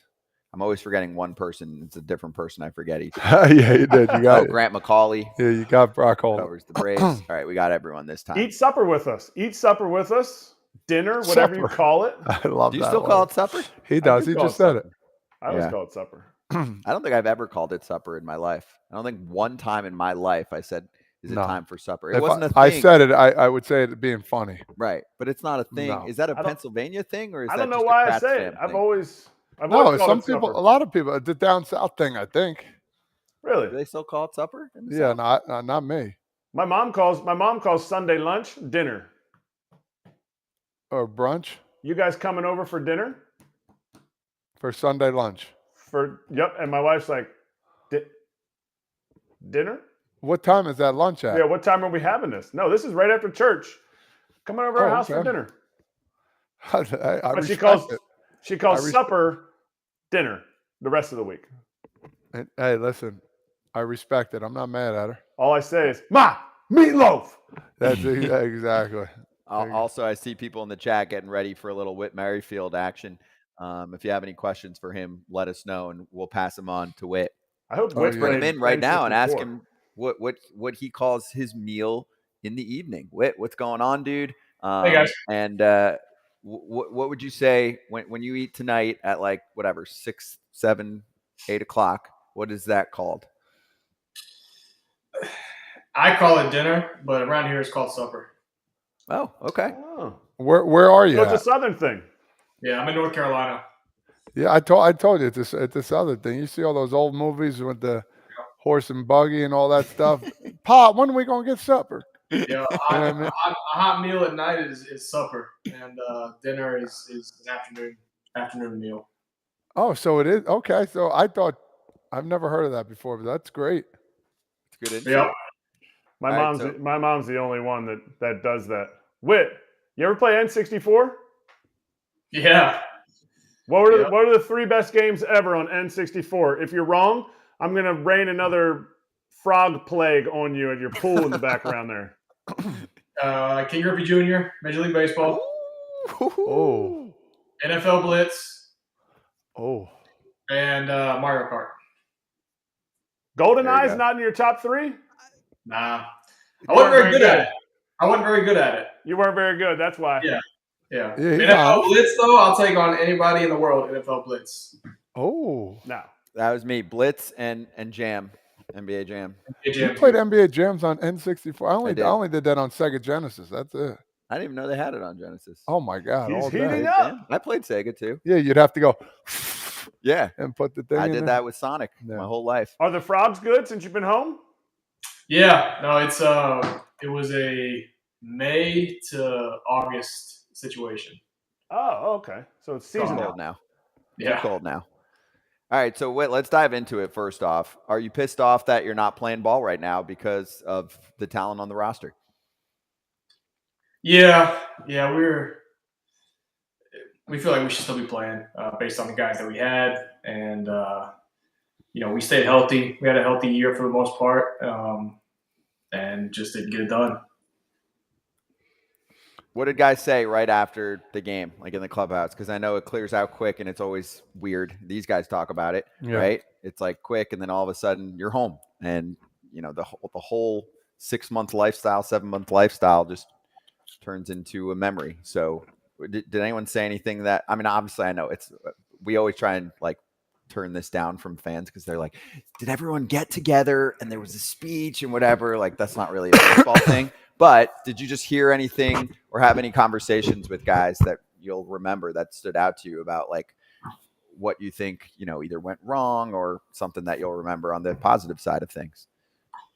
Yeah, well, we probably did it a little different than, I guess, years past that I'm used to. I mean, guys are kind of sitting around after the game, pretty bummed out. And then Belter stood up and spoke, considering it was potentially his last year. He just wanted to address that and, say if it was his last year, just, thanking the guys that we had for making it a good year for him and all this stuff. And then that kind of snowballed into Louis Rivera retiring and, us giving our thanks to him. And then, other guys, stepping up, speaking and, saying a lot of different things, a lot of different emotions, and all of it was covered from, gratefulness to anger to, frustration and sadness. All of it, all the emotions were touched at the end of that game. So it was I don't want to say it was a fun meeting by any means, but it was a good meeting. It was guys got it out there, and it was an emotional meeting. Did you say Belter announced his retirement, or he's saying that? He said he wasn't sure what the future held for him. And he said if this was it, then he was very grateful for the time that he got with our team this past year. And Luis Rivera retired? Yeah, that was announced officially. Luis, he's retired, so good for him. Good for him. What a dude. Kratz, you got to remember, you can't say that, and you got to help me out here. Who is Luis Rivera? Sorry, third base coach. Third base coach. Third base coach. Okay. I thought should have been a manager. He's a third base coach in 2014 when I was there, and he's been there ever since. And I really thought the way he connected with guys, I thought he could have been a good manager in Chicago, but they gave it to somebody else. I agree. Well, let me ask you this question, man. Going through this whole process, you had an awesome year. Is there anything said to you before the playoffs start here about, playing time or anything like that? Because you didn't start one game. I'm not trying to press the buttons or anything, but I'm curious. Like there had to be something said, no?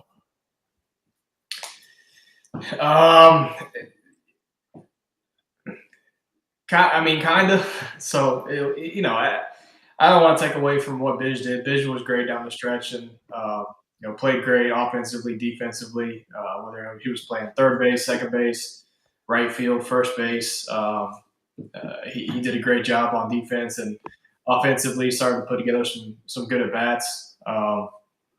And I went through a little bit of a funk there at the end, and I guess it was enough to keep me out of the lineup in the postseason, which it was a bummer. Nobody wants to not play, especially in the playoff game. Selfishly, I kind of thought that I did enough throughout the year to warrant that chance to make a mark in the playoffs. But at the end of the day, that's not my call. We have a deep roster, a lot of great players, and I was happy that those guys got a chance to be in that moment. But it's hard when you're not out there, and especially when you're losing and your team loses, to feel like I could have helped, could have done something, could have come up with a big hit to get some momentum going, or cause something on the bases to score a run or something. So, and then the decision was made to not start me, and that's kind of it is what it is. How's that conversation go down? Because for me, one time I didn't make the roster. I got called to the front of the plane, flying to the city, and I sat with the manager. Knew I wasn't going to make the roster. Another time I was active for the first round, and then we got to the next city, and we were hitting BP, and I was sitting in the stands, and the manager came up to me and told me then. So how does that go down, and what's said for you? Or was there no meeting? I just kind of assumed I was going to be on the roster, and then the night before the playoffs came out, or the playoff game was the night before the playoff game, they sent out the lineup, and I wasn't in it. So that was kind of how it went down. So no real conversation about that. Just you got the text on Team Snap and saw that you weren't in it. Yeah. I mean, I kind of had a feeling the way the year had ended that I probably wasn't going to be starting. But yeah, didn't know for sure until the night before. What do you sleep better or worse the night before finding out that you're not playing in a big game like that? Because we were talking about it before. We were talking about it with pitchers, like, hey, they didn't tell Bryce Elder that he's pitching till today so that he wouldn't have to sleep on it. And my thought is, hey, if I don't know if I'm playing, I'm not sleeping as well as if I do know if I'm playing or I don't know if I'm playing. So for you, how was that the night before, sleeping on that? Anger? Yeah, I mean, I hate not playing, especially when I feel like it's not a day off, it's a benching. I just, not that I feel like I'm warranted to be in the lineup every day, but I just hate not playing. I want to be out there, and because I feel like I can contribute, I can do things to help the team win, and when I'm not playing up to my capability, and that reflects on me not being in the lineup, it's frustrating to me. And again, not saying that I deserve to be in the lineup, because I did go through some struggles down the stretch, but I've always got that confidence in myself that I can do things to help the team win. So when I got the lineup and saw I wasn't in it, it was a tough night of sleeping, just knowing that I wasn't going to be in there to help the team. And did get in there for 2 at-bats first night, and then didn't really get a chance to do much the second day. So got to play a little bit, but again, it's just unfortunate the way the season ended. And you had the streak too. I don't want to forget that. What did the streak end at when you had the games played at one point with KC? 550 something, 552, I think, 554, something like that. That's awesome. That is awesome. Because I mean, yeah, dude, I mean, there's usually a few guys a year. What's that? Oh, what happened? Well, I couldn't get into Canada because of the whole vaccine deal back when that was happening. So right. Yeah. True. But yeah, I mean, I guess it would have gone, I don't know, 10, 20 more days or more games. And then when I got traded, I wasn't going to be playing every day anyway. So, but yeah, that was a 550 something. So the thing I'm most proud of is I'll be 35 in January. And I've never, I'm not going to wood, I haven't spent one day on the DL or IL, I guess now. So I'm pretty proud of that. I'm proud of, the way I keep my body and the mentality that I have when I'm out there playing to stay on the field and stay in the lineup. Yeah, not easy to do. We know it. Okay, so on the offense for a moment, because I know you said, like, obviously you guys think you should be playing right now. Like, what do you think happened? Not just in the 2 playoff games where I think it was 1 run, but just for the season. Is that the part of the team where you're like, damn, why didn't we score more? Like, what's the part where you're looking back and you're like, this team's too good to not do blank? Yeah, I think manufacturing runs was the big situation or the big fault in that team. I don't know what the numbers were, but they probably weren't very good as far as getting runners in from third, less than 2 outs, moving runners over on second with nobody out. I think we hit into a lot of double plays as a team, and I don't think we were very good hitting with runners in score position. We had some guys with some decent numbers if you look at it just from a sheer stat page standpoint. We had some guys with some decent numbers, but throughout the course of the year, we just didn't do a great job consistently of producing runs. And you can look at OPS, you can look at all these numbers you want to, but at the end of the day, you gotta produce runs, and you gotta find a way to get a guy in from third. You gotta find a way to put the ball in play. You gotta find a way to do certain things to help produce runs. And I don't think we did. We lived up to the capability that we had as an offense to do that. And there's so much talent in there that it's going to happen. It's just one of those years where it just didn't happen collectively. Like, everybody seemed to struggle at getting the big hit, getting the RBI single, the 2 RBI 2 out single. And people look at our base running as well, and the fact that we got thrown out on the bases in certain situations. And I look at, I was on the team, so I saw it every day. I think a lot of people don't understand what a right base running play is, and how sometimes when you're aggressive, you force the other team to make a play. It seemed like when we would make the right play, the other team would make the play, would make the throw every time. And I've never seen so many outfield assists on one team. I mean, we would go first to third, or a dirt ball or tag from third, and the guy would make the perfect throw, 1 hop right on the bag. It seemed like every time. So there was some frustration with the base running aspect of it, but I really don't think there were some blunders. Don't get me wrong. There were some blunders, but I think as a whole, I think we ran the bases pretty good. I think we just caught some bad luck.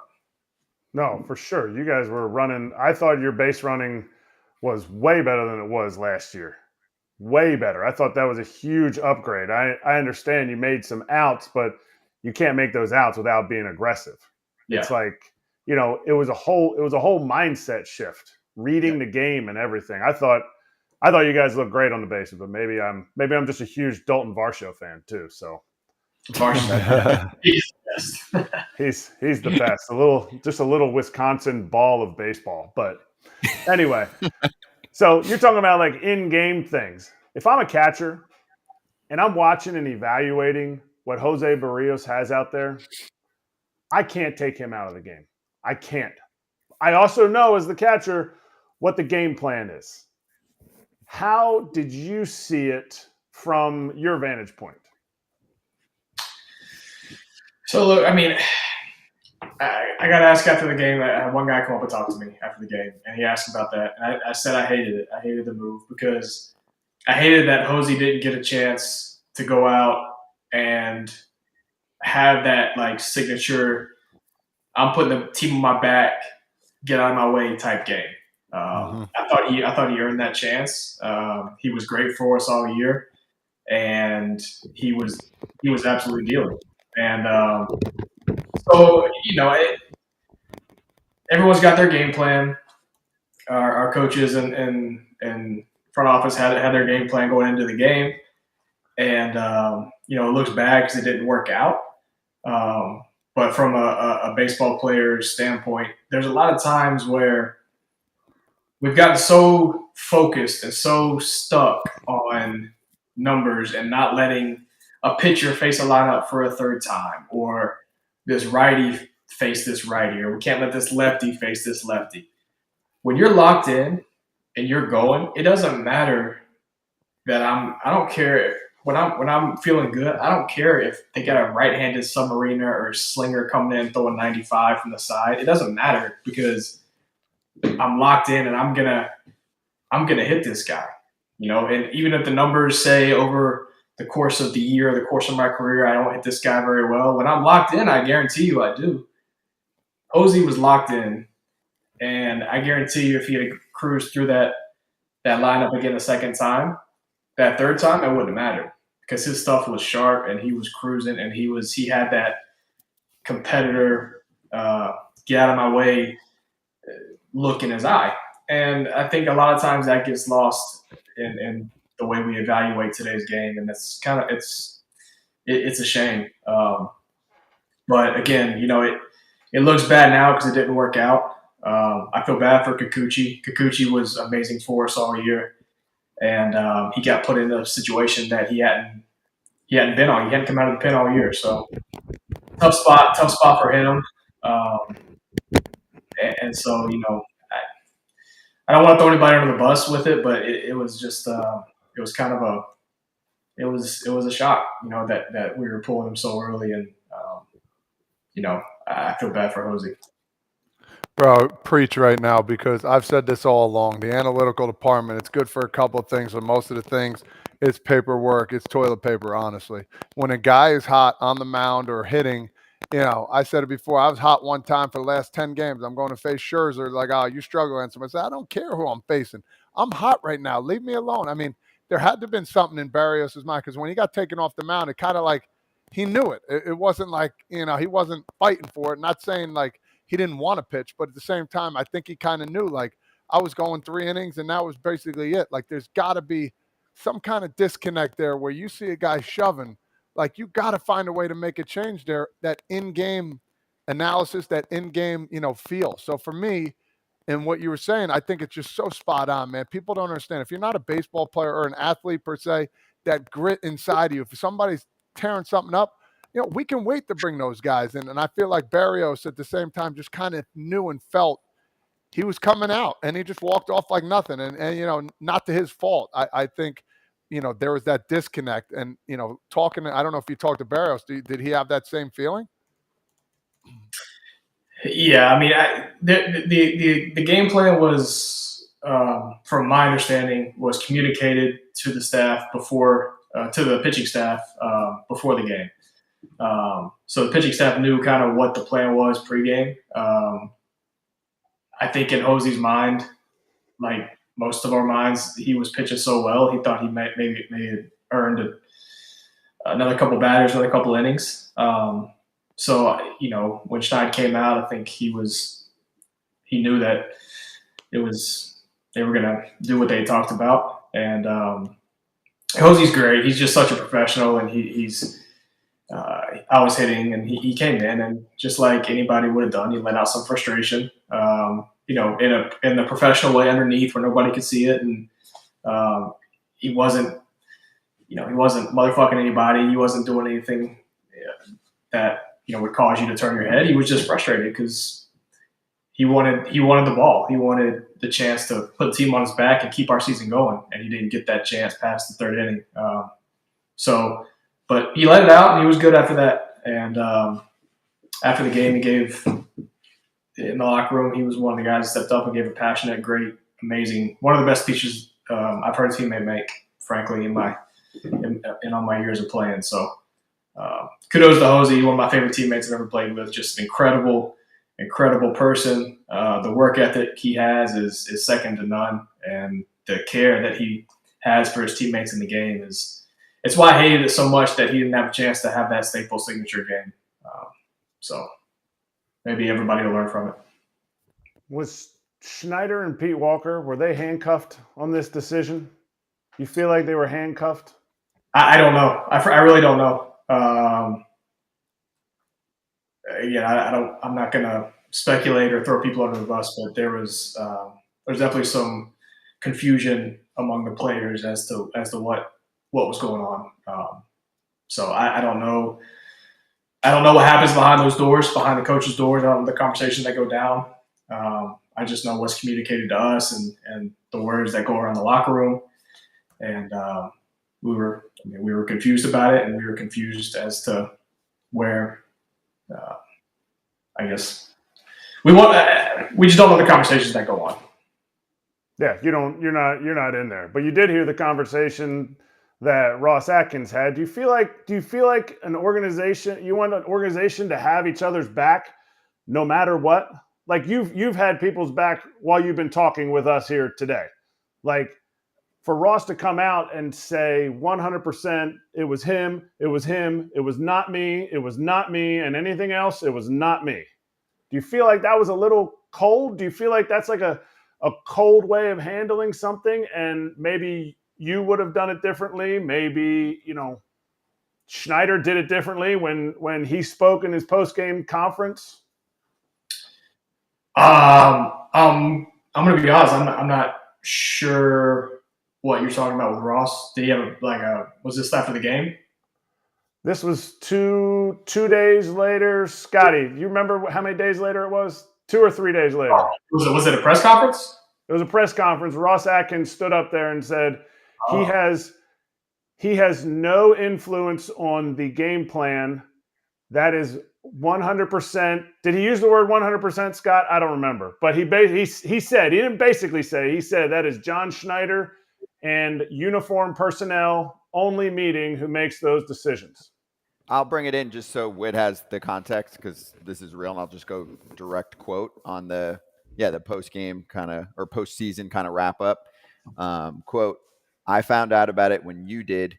When Kikuchi was getting warm in the first inning, it was very clear that we had a strategy to potentially deploy.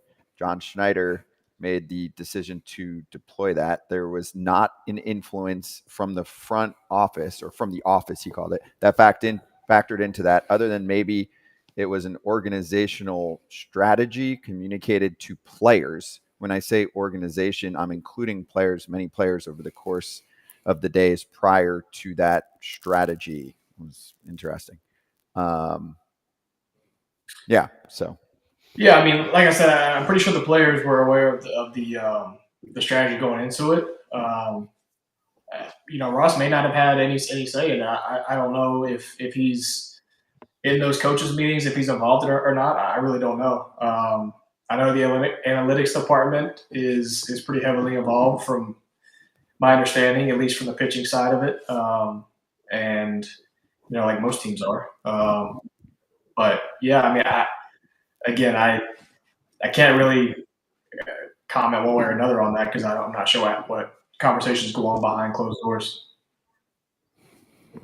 I mean, Kratz, I feel like most managers nowadays are working with a group. I don't think that's any secret. I mean, there's probably like 5 dudes that can say kick rocks if someone tries to tell him something, right? Like I would say Dusty Baker, Bruce Bochy, a few of the dudes that have been around for a while. Dudes. Yeah, but Can not you imagine if they most. pulled Evaldi last night? I mean, guy was Did he cruising. what? I said, like, if Evaldi would have come out last night, I mean, guy was cruising. It could have. As soon as he comes out, Baltimore could have had some energy. Like, okay, we got a new guy. Let's see if we can get this guy. Because obviously we can't get Nate tonight. So yeah, I don't know. I'm kind of old school in that way where, as a player, if a guy's dealing that night and it's going to be an uphill battle for you to get anything going off him, and so your mindset turns into what do we got to do to get him out of the game? Let's maybe make him throw pitches or do something. Let's do something and try to get him out of the game and get somebody else in there who might not be as sharp. So there's numbers just don't show that, and I get so frustrated with analytics. What's the saying? Paralysis by analysis. It's you can't make it a crutch. You can use it to help you, but you can't just rely on it. You're speaking Todd's language. Todd is over there. He's jumping around. Hey, if that happens to you, like let's say you're in the Twins dugout, but take your how you guys reacted, because I know if a dude's out on the mound and he sucks, it's a race to the bat rack. It's like you're yelling like, we got shorts on out here, it's BP. But you're talking about the opposite. A dude is dealing. You're like, oh my gosh, how are we going to get this guy out? And the other team gifts that to you. What's that dugout like? Is everyone like, ho, ho, ho, we did it. MVP walking out to the mound, taking that guy out. I mean, they said post game, I think they were excited that we took him out. So, I'm sure if I was on the other side and I got to face Hosey and he had his A stuff and I only had to face him one time, I think I'd be pretty excited. All right, let's finish strong here. So it's the off season. We'll get into free agency another time. I mean, it's October right now. So wait, free agent. A ton of mutual options always get picked up. Has a mutual option ever gotten picked up? Yeah, one time. One time? One time that I know of. Okay. Keep it to yourself. So anyway, we'll get to that. Let's let that play out, and then we can talk about the potential free agent process. Yes, thank you. We saw the nice little video put together about the golf tourney. So give us the update, the excitement level for you to have something really cool and new to look forward to. Now you can actually devote some time to communicating with people that are going to be there. And, it's the season. So I know you were looking into things as a fun little kind of side project, side hustle, take your mind off when you're outside of the ballpark. But now you can dive in a little bit. Yeah. I mean, we've got a great group of guys that have signed up. Another handful that have committed to play, but just are kind of finalizing some scheduling things, and really guys are checking with their wives to make sure they can go is kind of what it comes down to. But we got some spots open left, so any former or current players that see this that are interested in playing in this true golf tournament, go to our website, go to our Instagram, shoot me a message on Instagram or email, and we got some spots left open. It's gonna be fun if you like golf. I mean, it's a true golf event, a true golf tournament at the Ritz-Carlton in Orlando. It's the week before they play the father-son event, the PGA father-son event, where Tiger and John Daly and those guys play in it every year. It's a great course. The Ritz there is an incredible family accommodating resort. There's gonna be 3 ways. I mean, it's a true golf tournament. So the entry fee covers your nights at the hotel, your caddy fees, your 4 rounds, 1 practice round, 3 tournament rounds. We'll have a great party. Have some great sponsors, and that entry fee also includes your contribution to the purse. Because if you win or if you place, you're going to win money, just like a true golf tournament. There's 3 ways to do it. There's going to be a gross winner who's going to win the majority of the money and be crowned the best golfer in baseball. That's just the best score over the 3 days. There's going to be a net division, which is a handicapped division, to keep it that you don't have to be a scratch golfer to have a chance to win and to win some money. And then after the first day, you'll get paired into a team of 4. You won't necessarily play with that team, but your team, you can still contribute to your team. And if your team wins, we haven't quite decided if the winning team is going to win money, but we have some prizes and things that will probably be gifted to the winning team. So a lot of ways to win. We're going to have some closest to the pin, longest drive, maybe some raffle items with really, really some cool stuff, cool prizes, cool trips. And so, like I said, there's some spots left open. Any current or former players that are interested, shoot me a message on Instagram or go check out our Pro Athlete Golf Tour, I believe. I should probably know that for sure, but go to the Instagram and shoot them a message or sign up. Is there? I mean, we just passed our 200 active player guests on this show.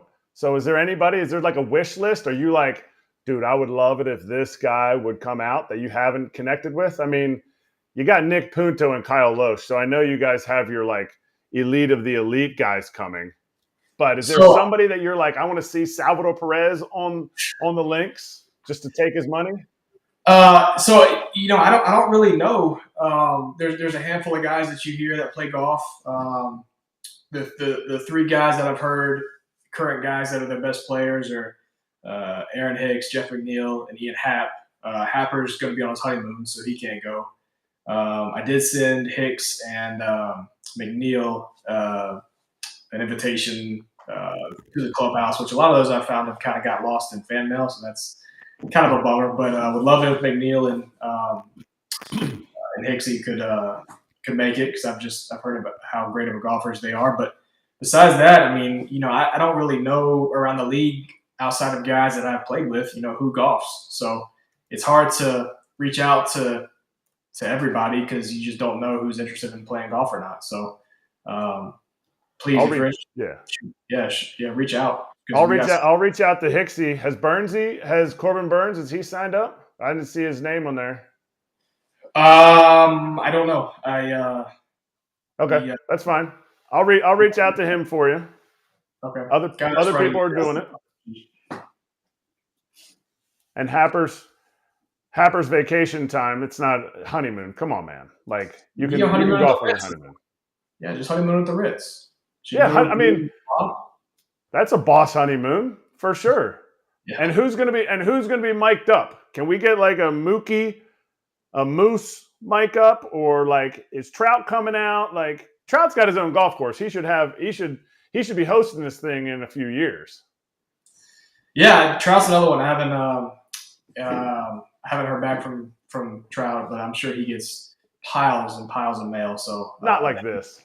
This is big league mail. This is not Whit Merrifield saying, "Well, me and my son, we've been doing we've been collecting autographs of all our favorite Blue Jays of all time, and we love it when you get a hit because we say get a hit, Whit." Mike Trout's getting he's getting a real letter from you. Yeah. We try to get it like put on every player's chair, and I think that the clubbies kind of the communication got lost. But yeah, like like I said, we got some spots left over. So if anybody is interested, we'd love to have you. Done. We've got a pretty good network, so we'll do some damage on that and report back for the next combo. So Whit, enjoy the off-season hang for now. We'll grab you again in a couple weeks. All right. Sounds great, fellas. If you have a minor league tournament, I'll join that one. Smaller entry fee, and we'll stay at the Red Roof Inn. Kratz, you and I should go half together, kid.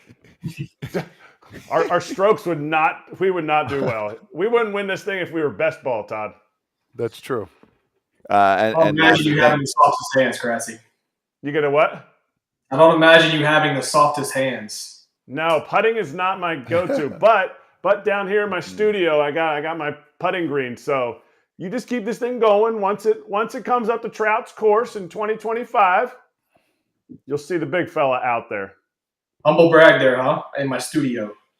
Oh, throw that one in there, just in my studio. My bad. Todd Father's going first round there. Oh, man. Hell yeah. And the website, proathletegolftour.com. Yep. Pro Athlete Golf Tour. There it is. All right. Thank you, Whit. Appreciate you, man. We'll talk to you soon. All right, fellas. See you guys. Cheers. Yeah. Kratz, we could do a little work there. We could do a few reach outs. I know Corbin was interested, and same thing. Like, they might just not have gotten the invite. So, I mean, Hicksy did just lose last night. Right. Hicks is just starting to open up some texts, perhaps, over the next few days. He's pretty good. He's good? Pretty good. Yeah. Okay. Well, can we get him on the show, too, soon? He didn't want to during the season so far. Well, not welcome necessarily. To the offseason, Aaron. Now it's the offseason. Yeah. Again, it just started. It's not even 24 hours yet. Like, let's. I'm not saying tomorrow. I'm saying in a couple weeks. We're pretty booked up, actually. So we're pretty.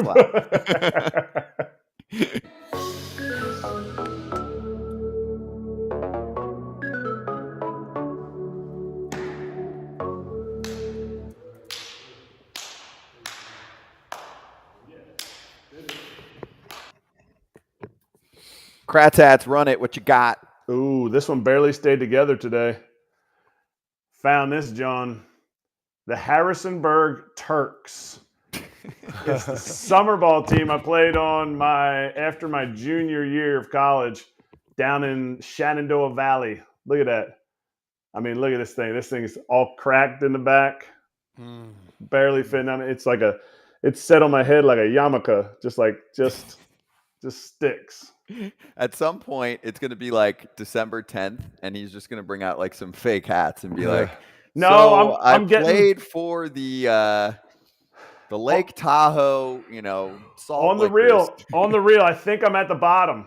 I'm at the bottom. I have 1, 2, 3, 4, 5, 6, 7 more, 8 more, but I don't think I can put the one on my head.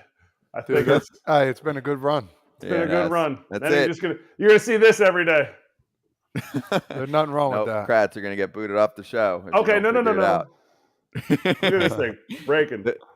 The contract was signed for as many hats as you have, unique hats. So this is it. We're gonna find a hat company to send some stuff. Yeah, exactly. Ooh. And lastly, we got some signups, so we'll put this out there a few more times until the sellout hits, because we're close. In Seaside, baby, the bucket list, the dream, Todd Father, Pong tournament, best slices in Jersey, and you're in Seaside. So you literally have it all. Let's go. It is November 18th, but I'll let you take over. Tons of prizes for the winners, goodie bags just for showing up. It's going to be an awesome event. Everything goes and benefits the Children's Specialized Hospital. Excuse me. There'll be a silent auction as well. Some really good items coming in, not only sport items, but other things as well. It's going to be a good time. We have a little under, I think, 13 spots left teams. Now 9. Went 9 just as we were on the show. Once we put it up yesterday, spots 9 left, so you better hurry up. Yeah. My friends, I already told the boys, I said, and girls, you better pick it up. Low ticket warning. That's what they do for concerts. They're like, but low again, ticket warning. Money goes to the Children's Specialized Hospital for kids with long-term injuries that need to get back on their feet. So this is a good cause. So we'll have a good time. November 18th. Let's go. Todd's friends are going to be pissed because now it's getting out there and other people are going to be like, yo, what's the deal with Todd? He's getting all big time now. Before, he used to always let me come to his Pong tournament.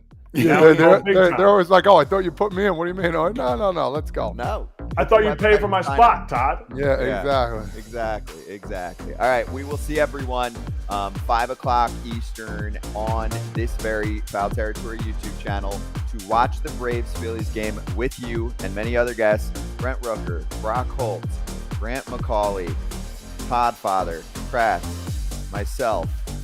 Did I do it this time? You got them all. Let's go. Oh, wait, you forgot 2 hours. Wait, you forgot Loser Sugar. Oh, yeah. He's going to be there, too. All right. Kratz. We will see you then. Get some meals, and then let's party.